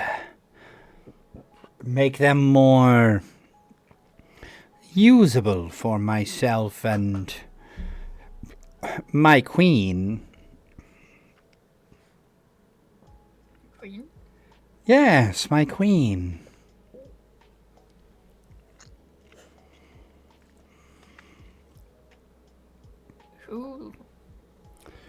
Who's that? Oh, the Winter Queen, my dear. You see, I made a deal with your mother. I get to have my lab here, and I help her churn out mixtures and tonics that keep people beautiful and young and full of vigor to the eye. She was lucky enough to come upon me and some of my sisters to help make her cosmetics, and she like air quotes with her fingers. She thinks that it's all the chemical process and we're renewing the youth of the skin. She doesn't realize that there's more involved. She's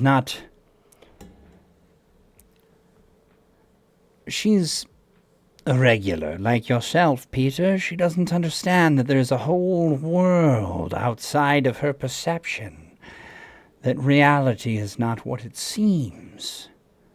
She just thinks we are scientists that are really good at our jobs, when the truth is much, much more.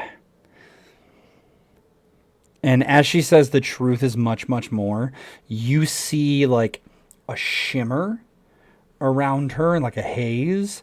And for a split second, you see a long-nosed, warty-skinned, thin-haired form that's similar but different in those ways from the figure that you're normally seeing and what you're used to seeing from Gertrude, which is also a little bit different. And then it kind of shifts back into place, and you see both what you had been seeing and the form you just saw kind of like layered on top of each other, almost like somebody sees double vision when they've been drinking too much. I supply a little bit of extra oomph to the concoctions that your mother sells, and in return, she doesn't ask questions about my additional research, and I get to decide who has access to this lab. Apparently, somebody whose intelligence is as low as yours decided to write the code upstairs, which allowed you entrance into this level. Unlucky for you, but very lucky for me. It's been quite some time since I've had a test subject I was allowed to utilize that was a clean slate such as yourself, Peter. And you're such a strong, strapping young lad. I'm sure we're going to find out so many things together, young man.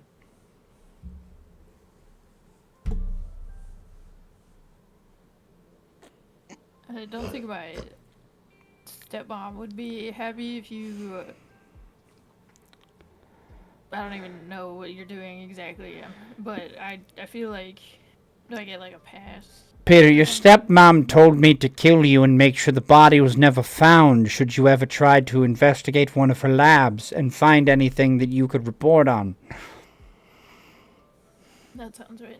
Okay. She's got a rather hefty life insurance policy on you, Peter. Okay. What are you? Like, you don't look right. You look weird. Peter, what am I? I'm a woman, Peter.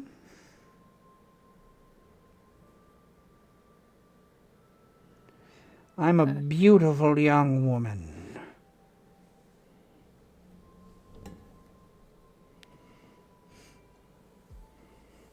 roll insight if you'd like. she's lying to herself right now. Like, she's not lying to you. She's lying to herself. Peter, did you ever read stories growing up, young Peter? And she's like messing with your IV drip, and you're starting to feel more and more tired. Stories about Yeah, about sorry. you remember Hansel and Gretel Yeah. and the witch with the candy cabin? Yeah. Well, witch is sort of a mortal term. It's a term for those of you that can do magics and alchemy and things like that, and it was kind of bastardized by those dipshit brothers in Germany and France that got things kind of right, but kind of wrong. And what my brethren and I are, we're known as hags. We're fey witches or sorceresses that use magic of many forms to do glamours and concoctions and other things, and we eat children and strapping young lads like yourself, or virgin women, or... And she, like, sniffs real hard, and she goes, oh, or virgin men.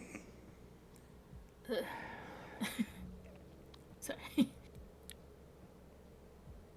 Mortals Wait, did you are say a... virgin man? Mortals are a Peter, don't try to fool me. It won't work.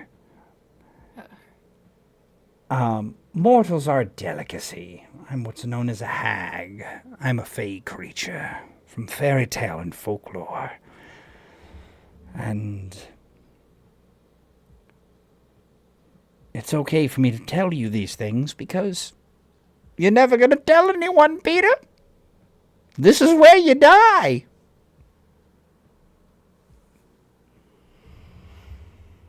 After I get ample experimentation out of your body,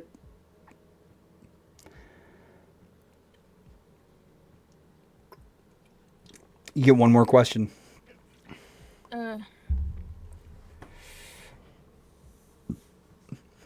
Will you take care of my cats?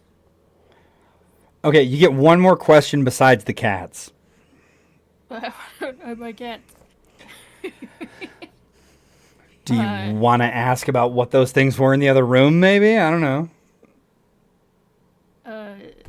Yeah. What the fuck? What's up with that? Oh, What am I looking at here? Peter, those were my favorite creatures. The focus of my studies. Lycanthropes. You know, werewolves, were-crocodiles, were-bats, were-cheetahs, were-jaguars, were-boars, were-walruses even.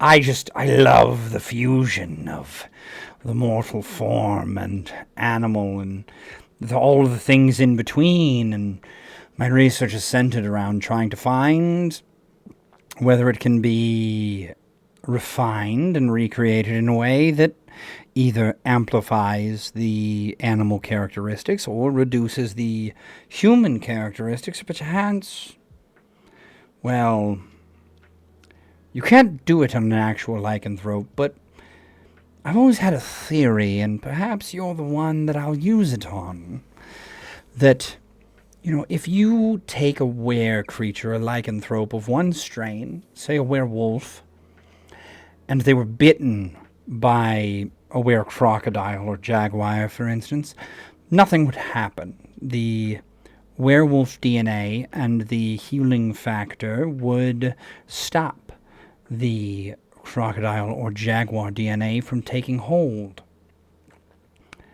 However, and you see her like hang 3 bags of blood next to your IV drip.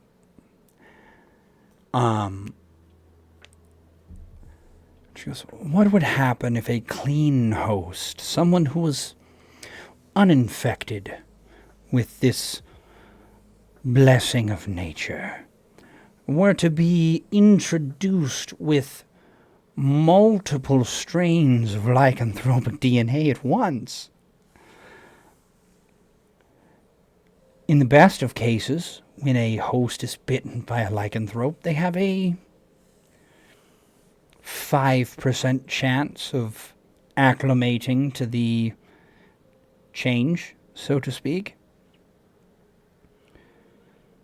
Which, I know you're not good in math, young man. That means that 5 in every 100 people who are bitten are able to survive the first change. And that's just with one strain. I want to see what happens if you're infected with more than one at a single time. And she hooks these lines to your port, flushes normal saline, and then starts the blood. She never answered me about my kids. Also.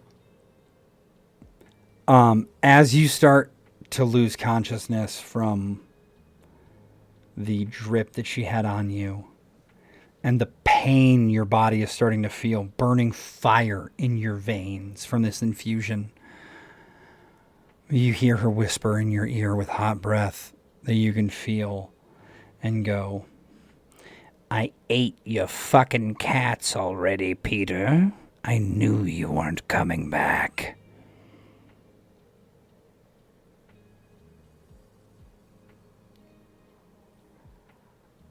and you fade to black again.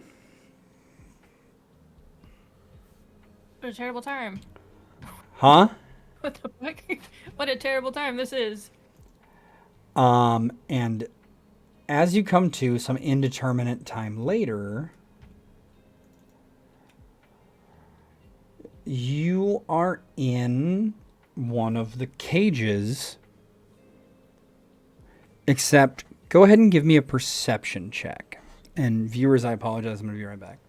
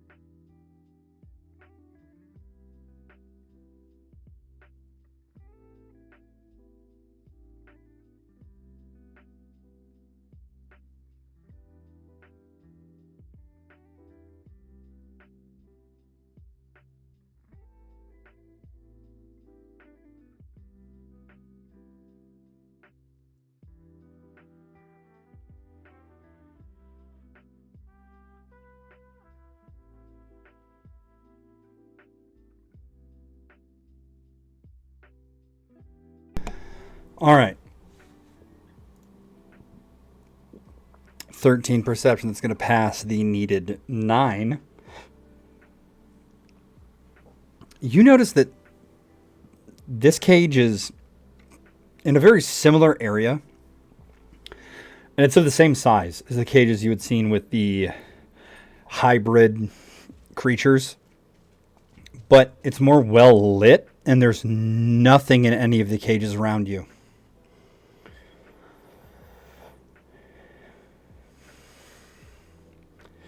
It's just me in this room?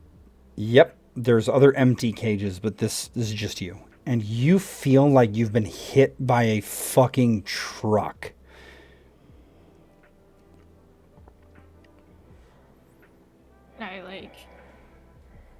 Am I able to, stand up and, see if there's any openings in the, any loose spars or... Give me a Constitution saving throw.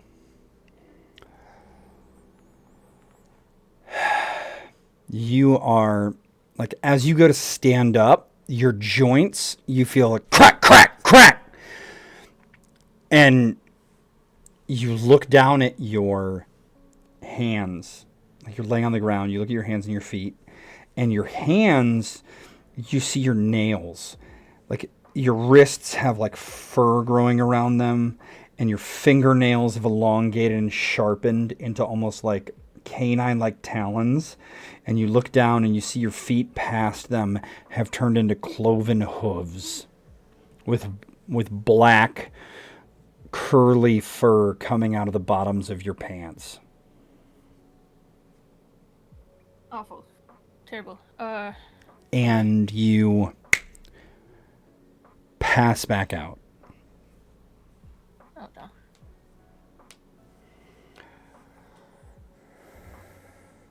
Go ahead and roll me a D100.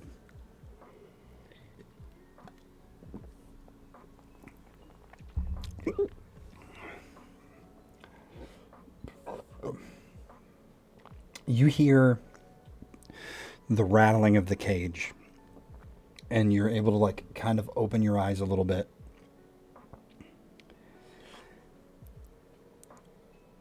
And you see a familiar face. Gertrude, I don't want you to be here. Go away. I Pe- don't like you anymore. Petal, we need to go. Come on, let's go. You feel a slap across your face. And you kind of like wake up fully, and you look and you see Bella in full like tac ops gear, like black with like a Kevlar vest. She's got like mag pouches. There's a pistol at her hip. She's got another one in her hand. She's like, Peter, we need to go now.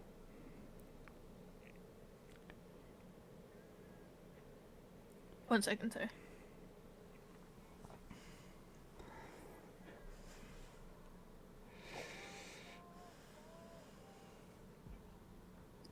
Sorry, there was a loud sound. I try and stand up. She's here, Peter, drink some water. And she pulls out a little canteen and hands it to you. Yeah, I try and drink some of it. I don't know if my tummy feels good or what. Okay, it feels like you haven't eaten in a really long time. This water is the greatest thing that's ever touched your throat. You start to like try and guzzle it down. She grabs it and pulls it away and goes, Peter, you haven't drank in a while. You need to take it slow. Here. And she hands you like a little like beef stick. I'm vegan. No.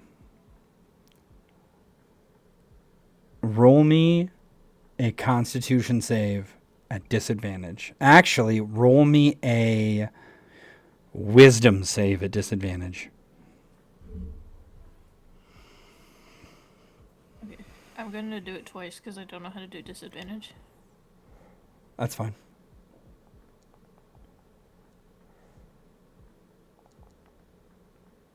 Oof. Sucks to suck, nerd. The nat 20 would have made it. The nat 20 is the only way you would have made this check. But you don't. That's why we do disadvantage on things like these, chat. You see this and you go, Bella, no, I'm vegan. And Bella goes, that doesn't matter right now, Peter. You need this. And you smell and you look at it and you realize that this isn't like a Jack Link's. This is literally just like a piece of like saran wrap and tinfoil around like a raw hunk of steak. And all of a sudden you just are salivating. And you grab it and you rip into this piece of meat. And you swallow it. And as soon as it hits your stomach, like she's holding the canteen out, you grab it and you take another drink. You feel more energized than you have felt almost in your entire life. You feel better, Peter? Yeah. All right, well, let's get the fuck out of here. How about it? Oh, okay.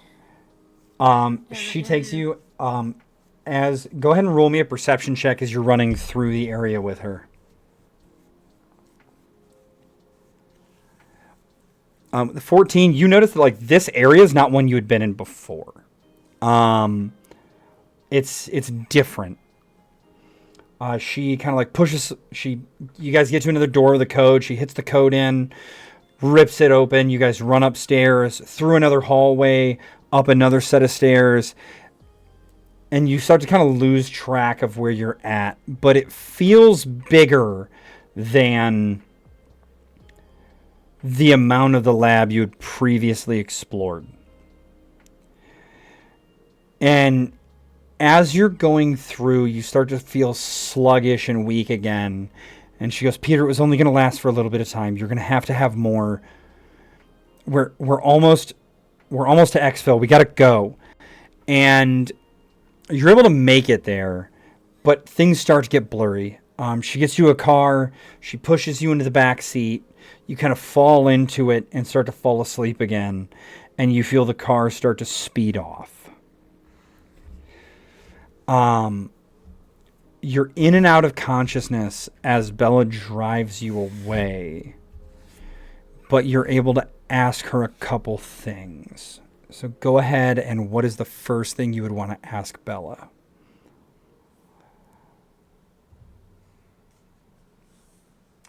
Did you see what they're doing in there? Peter, I knew what the fuck they were doing in there when I sent you the text. I wish you would have told me. Well, I told you not to go by yourself, Peter. I wish you weren't such a dipshit. I wish you wouldn't leave me so much. Peter, I've got things I have to do. I wish I didn't have to either. But I wish you'd listen to me more. What would they do to me? Well, from what I saw, I'd assume they probably turned you into one of their test subjects. Which, with the way you reacted to that raw meat, I would assume I'm right. But it's fine. I know where to go. I'm going to get you some help, okay? You just need to trust me. Okay. Roll me, as you pass back out, roll me another perception check. Damn! 18, 24. As you look up and as you start to pass out, you're looking from the back seat, like through like the passenger and driver's seat to like see Bella in the driver's seat. You notice she smells different than normal. There's something more, like she's always kind of smelled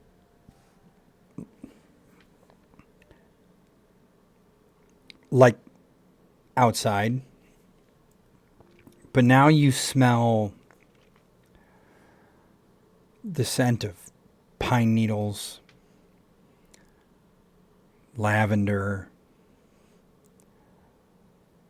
something a little earthier, and you swear that you noticed, not as prominent as on Gertrude, but definitely not the normal rounded person ears you'd seen before. That as you fall asleep, her hair just kind of like looks a little more vibrant, and her ears have this like slight tapered point to them. And you pass back out. Like, what the fuck?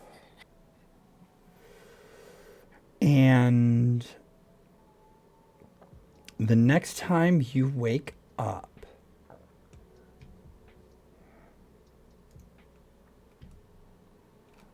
you're by yourself. Or, well, you're by yourself in the area that you can see, but through the glass, you see a gorilla.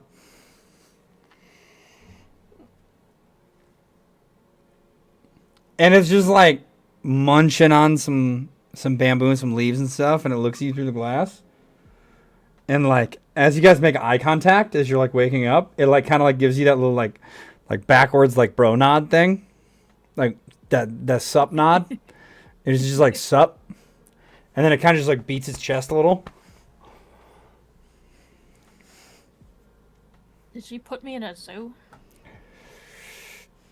Go ahead and roll me a investigation check.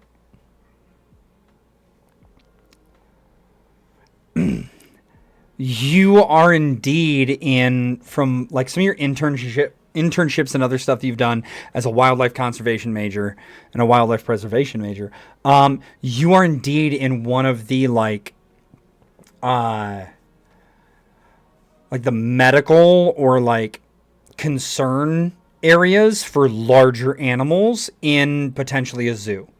Like the inside away from everything else. It's got the stuff needed to do like for the animal to like live a little bit, but it's also got like the ability to like wash them off and do medical procedures, things like that. If that makes sense. Like where they would bring them outside of their normal living habitats in order to like check on them, do those sorts of things. Like I don't know if you saw Rampage. No. Okay. But I think I know what you're talking Yeah. about. But yeah, and in a similar like partner cell next to yours is this big ass silverback gorilla, just like hanging out in a hammock near the glass, watching you, just eating some leaves.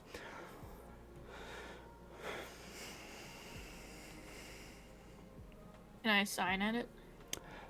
Sure. Go ahead. You can. What do you attempt to sign? Uh, like a, hello. My name is Petal. Its eyes kind of widen, and it gets excited, and it starts like bouncing around. It grabs like some of the wood chips and the straw and stuff over in its enclosure, and it starts like throwing them up in the air, and then it looks at you, and it like kind of beats its chest, and then it signs back. You long sleep, me, Hank. Hank? Hank.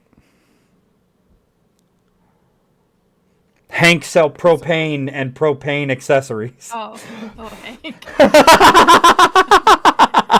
my god.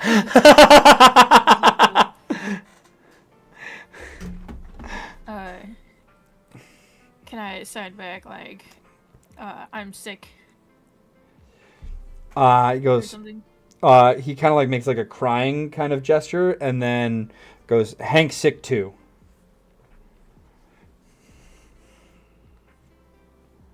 I'm sorry, you're sick.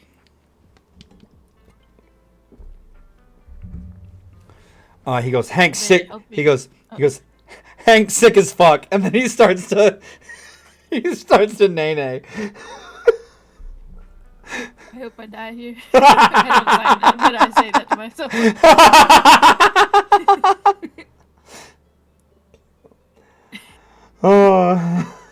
Okay, did Bella teach you that?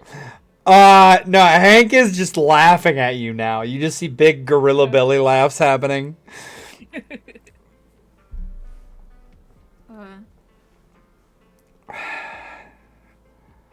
Can I try and stand up? Sure, go ahead and make me a Constitution save.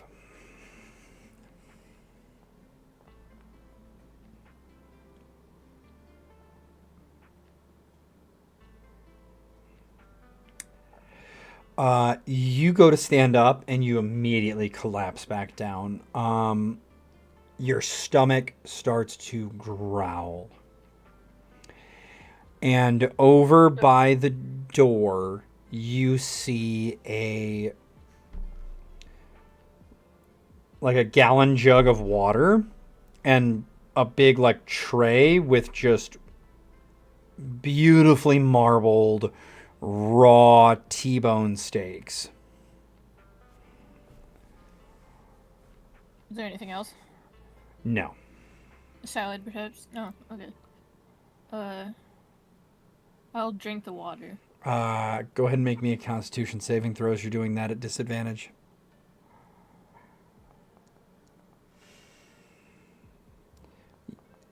You don't even make it to the water, homie. You're just face first in raw beef. We've all hate been this there. so We've all been there. What do you mean? Just face first in meat. Just.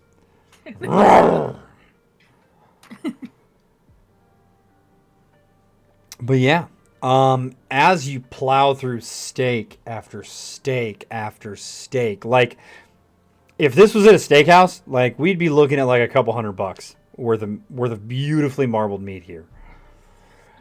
You start to feel better and better and better, and you start to have your faculties about you, and you look down and you just see shredded chunks of steak and blood all over your hands.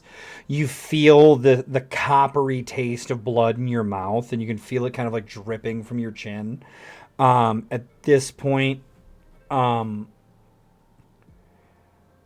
I'm not going to make assumptions here. Would Petal, after a couple weeks of not being conscious and not having a razor and stuff, started to grow facial hair or no? Oh, I have a hard time growing facial hair. So That be was always made fun of me for. just some weird wispy tufts then. Yeah. Yeah. Real patchy, real white trashy looking. Well, I don't know about that. Hey, look, you picked the character art, not me.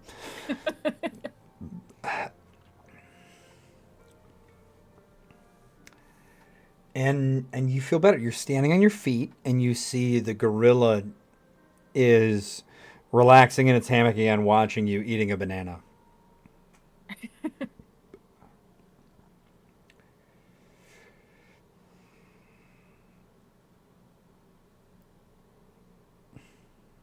Can I hit sign at him want to trade?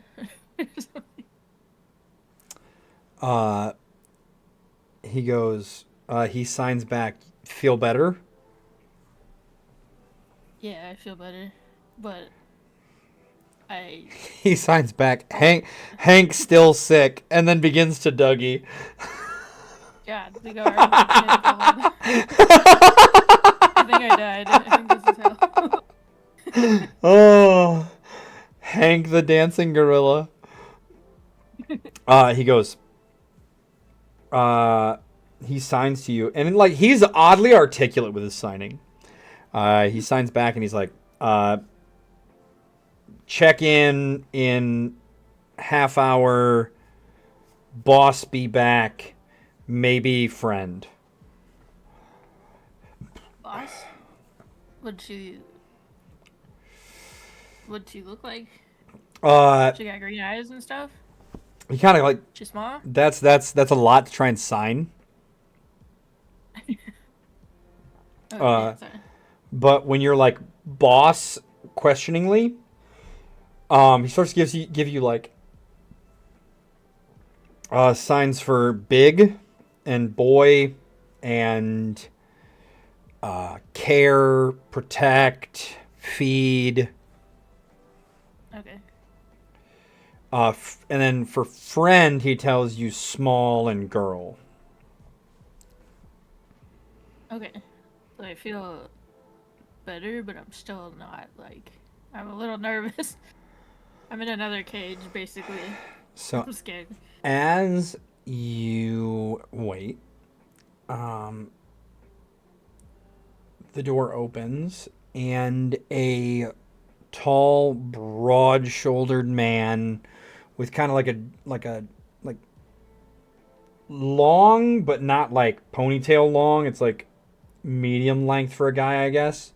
Hair kind of like swept back, kind of graying and silvering at the temples. Big bushy beard, braided with like gray streaks running through it. He's very like gingery, with gray streaks running through it. And he's wearing kind of like the khaki short sleeve shirt and the shorts and like the Timberland boots that you would expect from like a Steve Irwin kind of deal. He goes, "Ah! You're awake! Peter, isn't it? Or do you prefer Petal?" I'm sorry, your mic cut out a little bit. He goes, "Ah, Peter, isn't it? You're awake. Or I'm sorry, do you prefer Petal? Petal's good. I'm like suspicious. Oh, settle down, settle down. The name's Rick, alright? I work here. And your friend Bella brought you to me because I've got expertise in what you've got going on. And he's kind of like got his like hands up in like a it's okay kind of gesture that would be used for like animals. Like Chris Pratt and his dinosaurs. Yes. Well, Yes, yes, yes. I relaxed a little bit when I hear Bella is his friend. Wish you'd have woken up a couple days ago when Bella was still here. She won't be back for quite some time. But fucking leaving me. Well, things happen, and that's her story to tell, not mine. However, I'm here to help.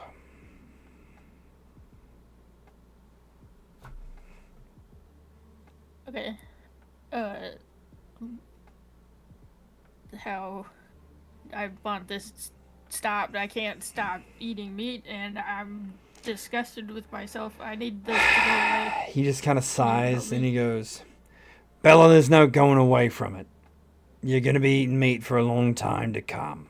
Unless you choose to kill yourself. But even that's kind of a bitch. So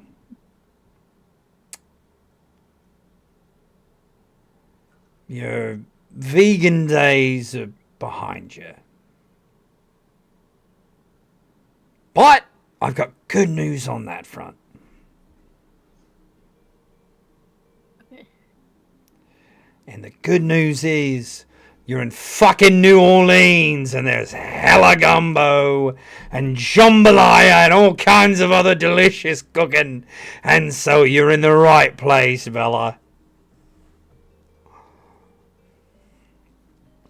None of that bullshit they've got over in Texas.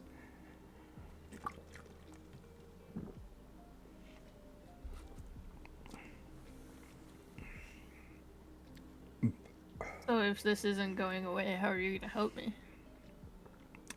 Well, that's the thing is you're gonna have to eat meat to feed your primal side, but I'm gonna help you understand your primal side.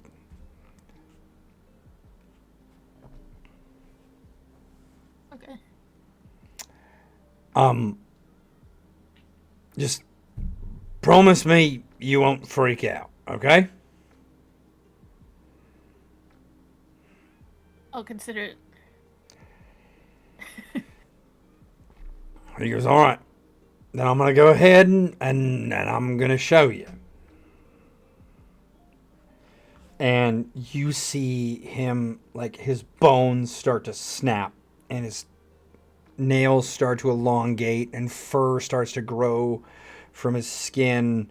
And all of a sudden you see this beautifully maned and colored golden blonde with just like this hue of a little bit of red in it lion, but bipedal, standing in front of you, staring at you.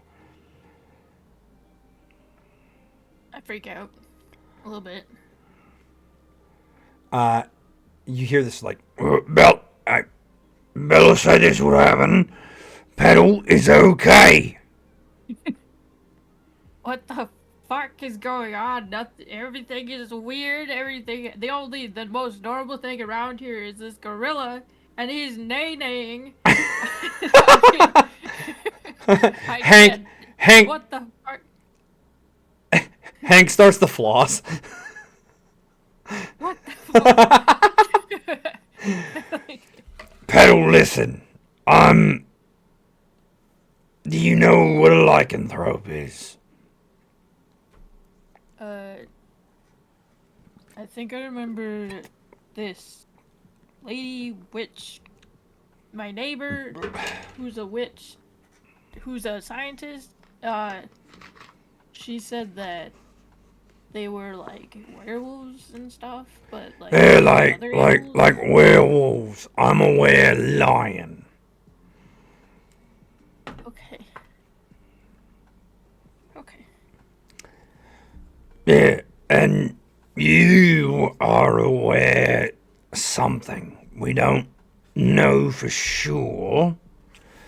Bella is friends with some people in town who know about the pack here and brought you to us in order to try and make sure that you were able to acclimate to the change. Can I turn back now, or would you like me to stay like this? I would prefer you turn back, honestly. Oh, my bad. I'm better at reading animals than people. And he shifts back into his human form.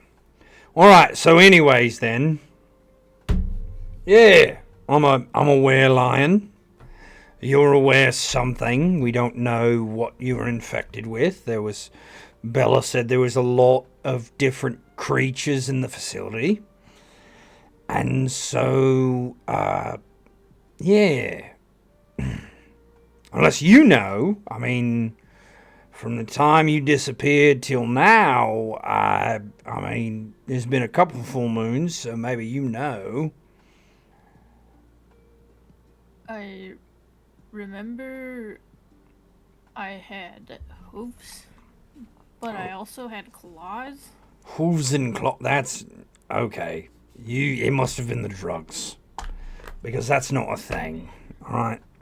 There's no I know, monster. out of everything, No, that doesn't make sense. there's no animal in the animal kingdom, Miss Wildlife Conservationist Eco Hero, that has both hooves and claws. All right, you're not a fucking platypus where you've got all kinds of different features that don't make sense.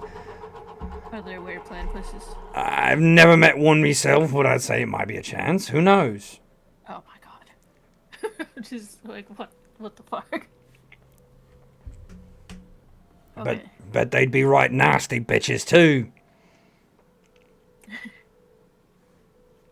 Is Hank like is Hank like that? No, Hank's a fucking gorilla. Oh, excuse me for questioning. But Hank's a gorilla that got cursed with mortal, like, human level intelligence. He's nearly at a genius level, actually. Right fucking smart gorilla. Dangerously so. Can actually speak the King's English. We tell him not to in front of the guests, but yeah. And you hear, you hear a voice through the glass go, like very posh British accent from the gorilla go, chap, I've been having a sport of fun with you, doing the kids' dances from the TikTok these days. Oh my god. You see the gorilla start to twerk. Oh my god. Please. This is a nightmare, I'm pretty sure. I feel like I'm gonna wake up and I'm gonna be at my apartment with my cat and I'm gonna be going to my graduation. Well, My neighbor's gonna I've be normal. got bad news for you there, Petal. Bella salvaged what she could from your apartment. Got a few things, pictures of your dad, your sister, and some clothes, your laptop, which she then rightly destroyed. Clothes, personal effects, things like that couldn't be traced, but it looks like your cats had been eaten. And That tracks. shortly afterwards, the apartment complex you had been part of burnt to the ground.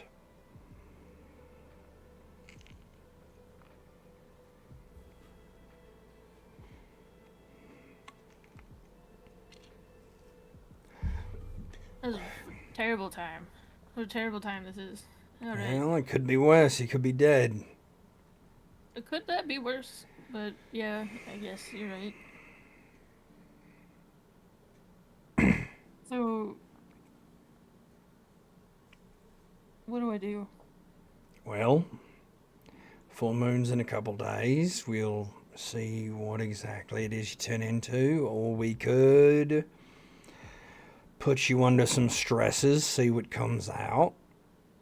That's what we'll do after the full moon anyways, until you start to get control of the change. And then we try to get you settled into a normal life if possible. I personally wouldn't recommend going back to Houston. Yeah, I don't really have anything to go back to anyway. I would say that mail forwarding how long you were stuck in that cage and everything, one of the things that Bella was able to pick up was your mail, which included a couple checks from your trust, included some cards from different family members and friends with some hard cash in them for graduation, and a copy of your diploma. With you being a wildlife conservation major and needing a job potentially, we get your change under control, and I could see about getting you working here with me. And if you so choose, it's everyone's choice, but generally, lycanthropes, even of different flavors, tend to either be solitary creatures or group into a pack bond. And if you wanted a family and people to support you in what you're going through, who've been through the same in a way, I could introduce you to the rest of the pack here in New Orleans, and the pack could get you set up with some living accommodations that eventually you'd take over on your own once you're on your feet, and go from there.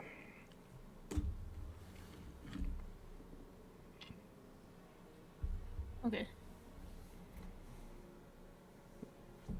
So, I ain't heard anything, oh, so. okay, like you like to join a pack, or okay, like you like our assistance, you'll decide later, or fuck that, I'm not a groups person.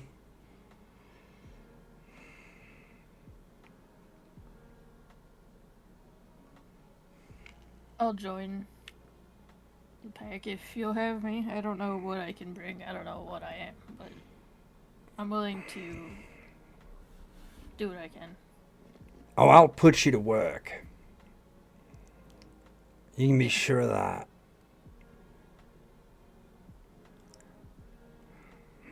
I am the alpha, so Oh, yeah? You got that alpha energy. that big dick energy is what they say. I think that's what the kids call it these days. Well, maybe that was a few years ago. I don't know, but all right. Well, let's get to work then. And over the coming months, during the full moon, when you shift, you turn into a full werewolf. During that, you're chained, so that way you can't get out. Following which, they start to treat you as a werewolf. But fairly quickly, roll me a... We're going to go with, they put you into a scenario where you are afraid instead of angry or focused on other things. So go ahead and roll me a D100.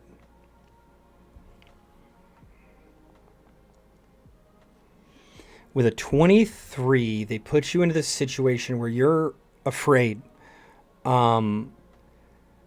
you're sitting down with one of the pack members who is a trained psychologist, and they're talking you through what you went through in the lab, and they start bringing up memories where you're back on the table, Gertrude's talking to you, and you get really scared, and all of a sudden you feel different than you did during the full moon, and like your knuckles kind of buckle, and you look down, and like your hands look kind of normal. They still got fingers, very soft, but like black, kind of fleshy, stumpy fingers. Your feet are hooves. You feel this like pain in your head. And you look in a mirror that's on one of the walls, and you see that you're in like almost like a sheep form.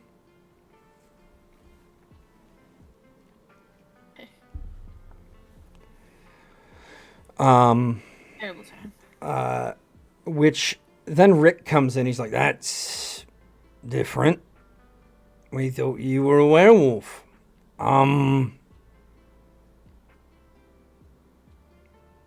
Yeah. We've never seen someone change into more than one animal besides, like a skinwalker, which you may have heard of from like Native American myth or something like that. They're dark magic users who carve the flesh from men and animals alike and wear it and transform into hybrid beings somewhere in between. Obviously, you've not been doing that because you've been here with us the whole time. I wouldn't do that. That's weird. And there's some other Can I tell him? Sorry. like druids that can, the people who utilize the magic of nature that can shift in between beast and man, but generally they don't have like a hybrid form. Yeah, it's weird. You know anything about what might have caused this? I remember when it's kind of hard because it was a while ago, but she's had 3 bags and was talking about different strains of untouched host something, trying to make something better. I don't know. Interesting. Peter, how would you feel about us kind of expanding the nature of the situations we put you in? Because if there were 3, obviously 2 of them, one was a werewolf and one was either like a were-sheep, a goat or something. But we don't know what the 3rd was, and so to try and bring that part of you out, we're going to have to kind of dig in there. How do you feel about that? I'm willing to try. In the coming months, they put you into a bunch of different situations. Finally, they put you in an enclosure with a tiger. And as you watch this tiger watch you, and it kind of paces back and forth, you feel a kind of intelligence in this creature that makes you feel almost like it's give me a perception check. Well, insight.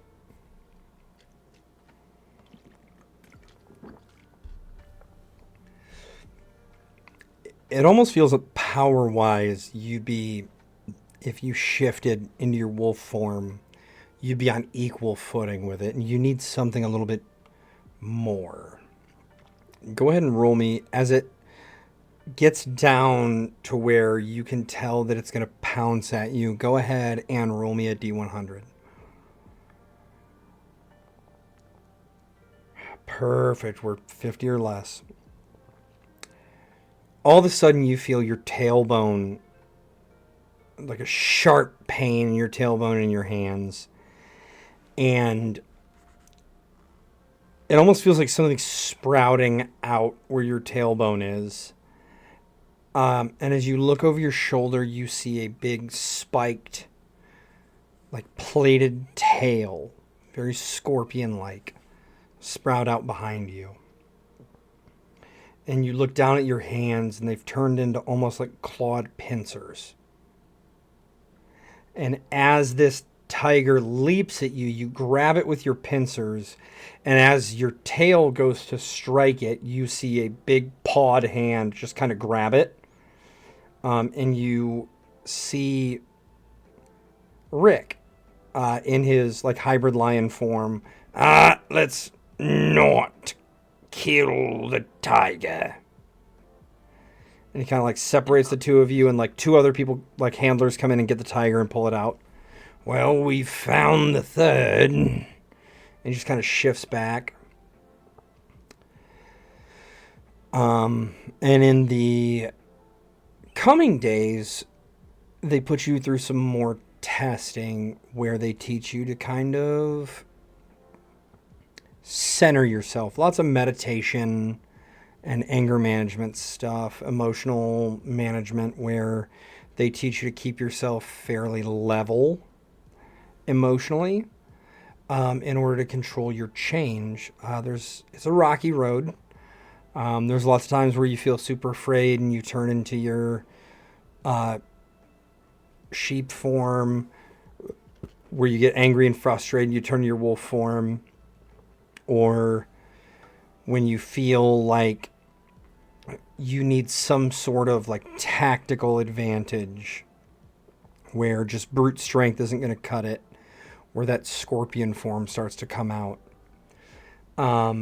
And over time, you learn to kind of suppress those urges, and you're able to generally keep yourself fairly level. It's only in states of like extreme emotional distress where that comes out.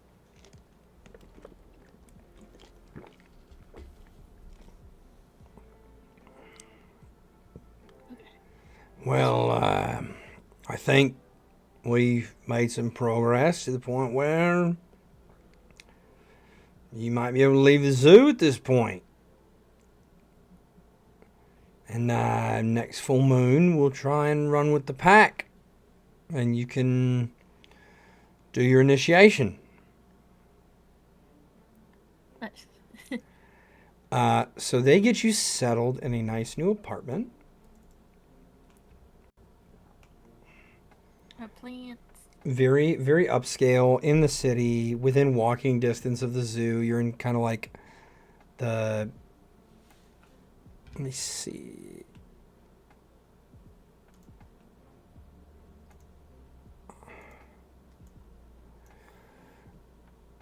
You're in like the mid-city kind of area, Holly Grove maybe. And it's an apartment complex that Rick tells you is owned by the pack, and it's got a lot of other pack members that live in it with their family members who are either human or some other type of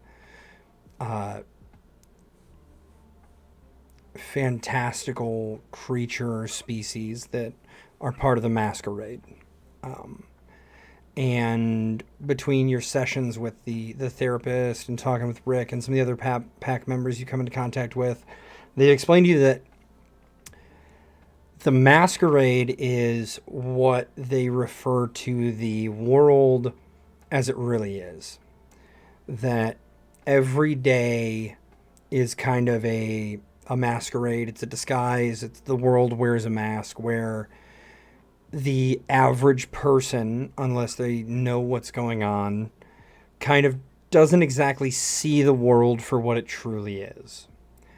That there are fantastical creatures, fae, demons, angels, myths, legends, that gods walk among you, and that the average person just kind of ignores it all, and that they can't pierce through the veil, that their mind kind of makes that which is weird, seem normal. And when that gets explained to you, you think about how you saw that double image of Gertrude in her like warty hag witch form layered with her normal form that you had been used to seeing.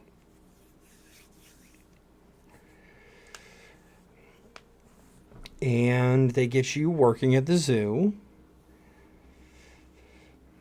doing some of the experiences. And at first it's more like little stuff, like you do animal caretaking and bookkeeping, things like that.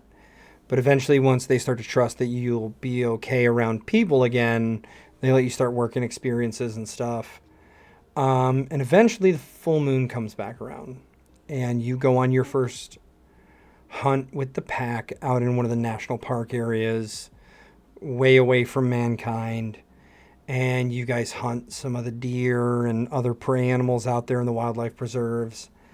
And you start to feel this connection with the pack. Almost on like a spiritual, emotional, and mental level where you can kind of sense when other pack members are within a certain radius around you. When you're out and about the city,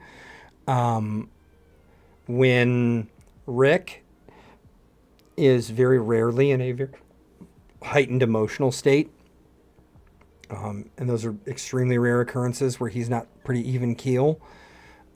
You kind of feel some bleed over where if he's really angry about something, you start to feel a little more agitated, things like that. But you start to build a life for yourself here in Nolans. Working at the zoo and hunting with the pack on the full moon, and you spend the next like 2 years or so kind of building a life for yourself.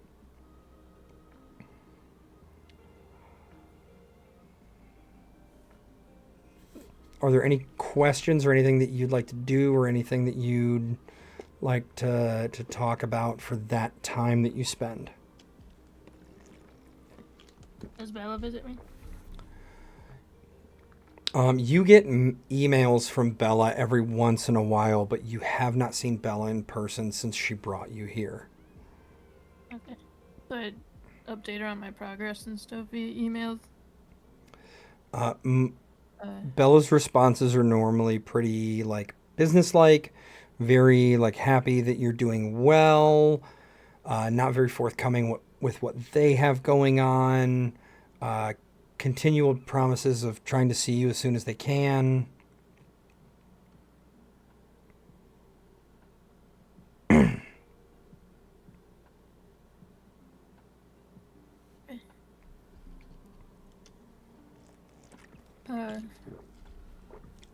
I don't think I have anything else So that I can think of.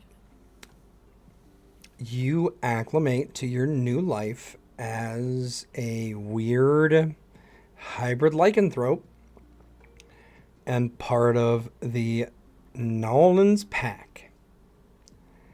You now understand what the Masquerade is and that there are other creatures out there. Over the years that you spend here, you have some run-ins with a couple of them. You know that the Revelry is what they call the Fae Council that holds sway in part of the city. There's a vampire coven that also holds some territory. There's some different magical groups, such as the Voodoo Court, which has a better name. I just haven't come up with it yet. Hopefully I do before JSN's session. Of some more African, Haitian, and like voodoo focused magic users. And there's also the a couple other groups, such as the sorry, I'm trying to search for words in my head right now.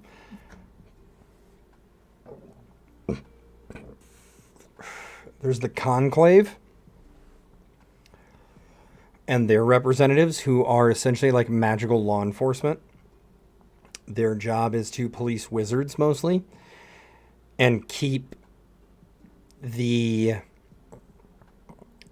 mythical realm from being found out about. They kind of are like the cleaning crew from time to time when things get out of hand and cover-ups need to happen, memory magic and illusions and things like that. And then you know that there's a human group of hunters that their job is essentially peacekeeping between the humans, or like the regulars, the normies, whatever you want to call them, and the Masquerade. They're meant to keep regular people who don't know about the world safe from evil creatures. They're meant to keep good creatures safe from regulars that find out and go all torches and pitchforks. And they are tasked with hunting those that are not able to keep with what are known as the Accords. And it's explained to you that the Accords are an agreement between the different factions of mythical creatures and beings in the city, the magic users and other people that are aware, as well as this group of hunters, of essentially like a peace accords of what good conduct looks like, what isn't allowed, where people are allowed to be at, what happens if people break the accords, things like that. Okay. And that a good chunk of those hunters actually work for the New Orleans Police Department. Oh, neat. Oh, wait, no, not neat. I don't like cops. And unless you have anything else, I believe that is a good stopping point for us. Yeah, I don't think I have anything else. All right. Well, thanks everybody for tuning in. I hope you guys enjoyed the session, enjoyed the brief like tutorial on like character setup and how to do stat rolls, things like that at the beginning, and you enjoyed Petal's little short solo backstory. And we will see you next time with our next character. I'm not sure who it will be, but once we get through those, we'll start the group sessions and we'll get some more of Petal and everybody else. So until then, guys, have a good one.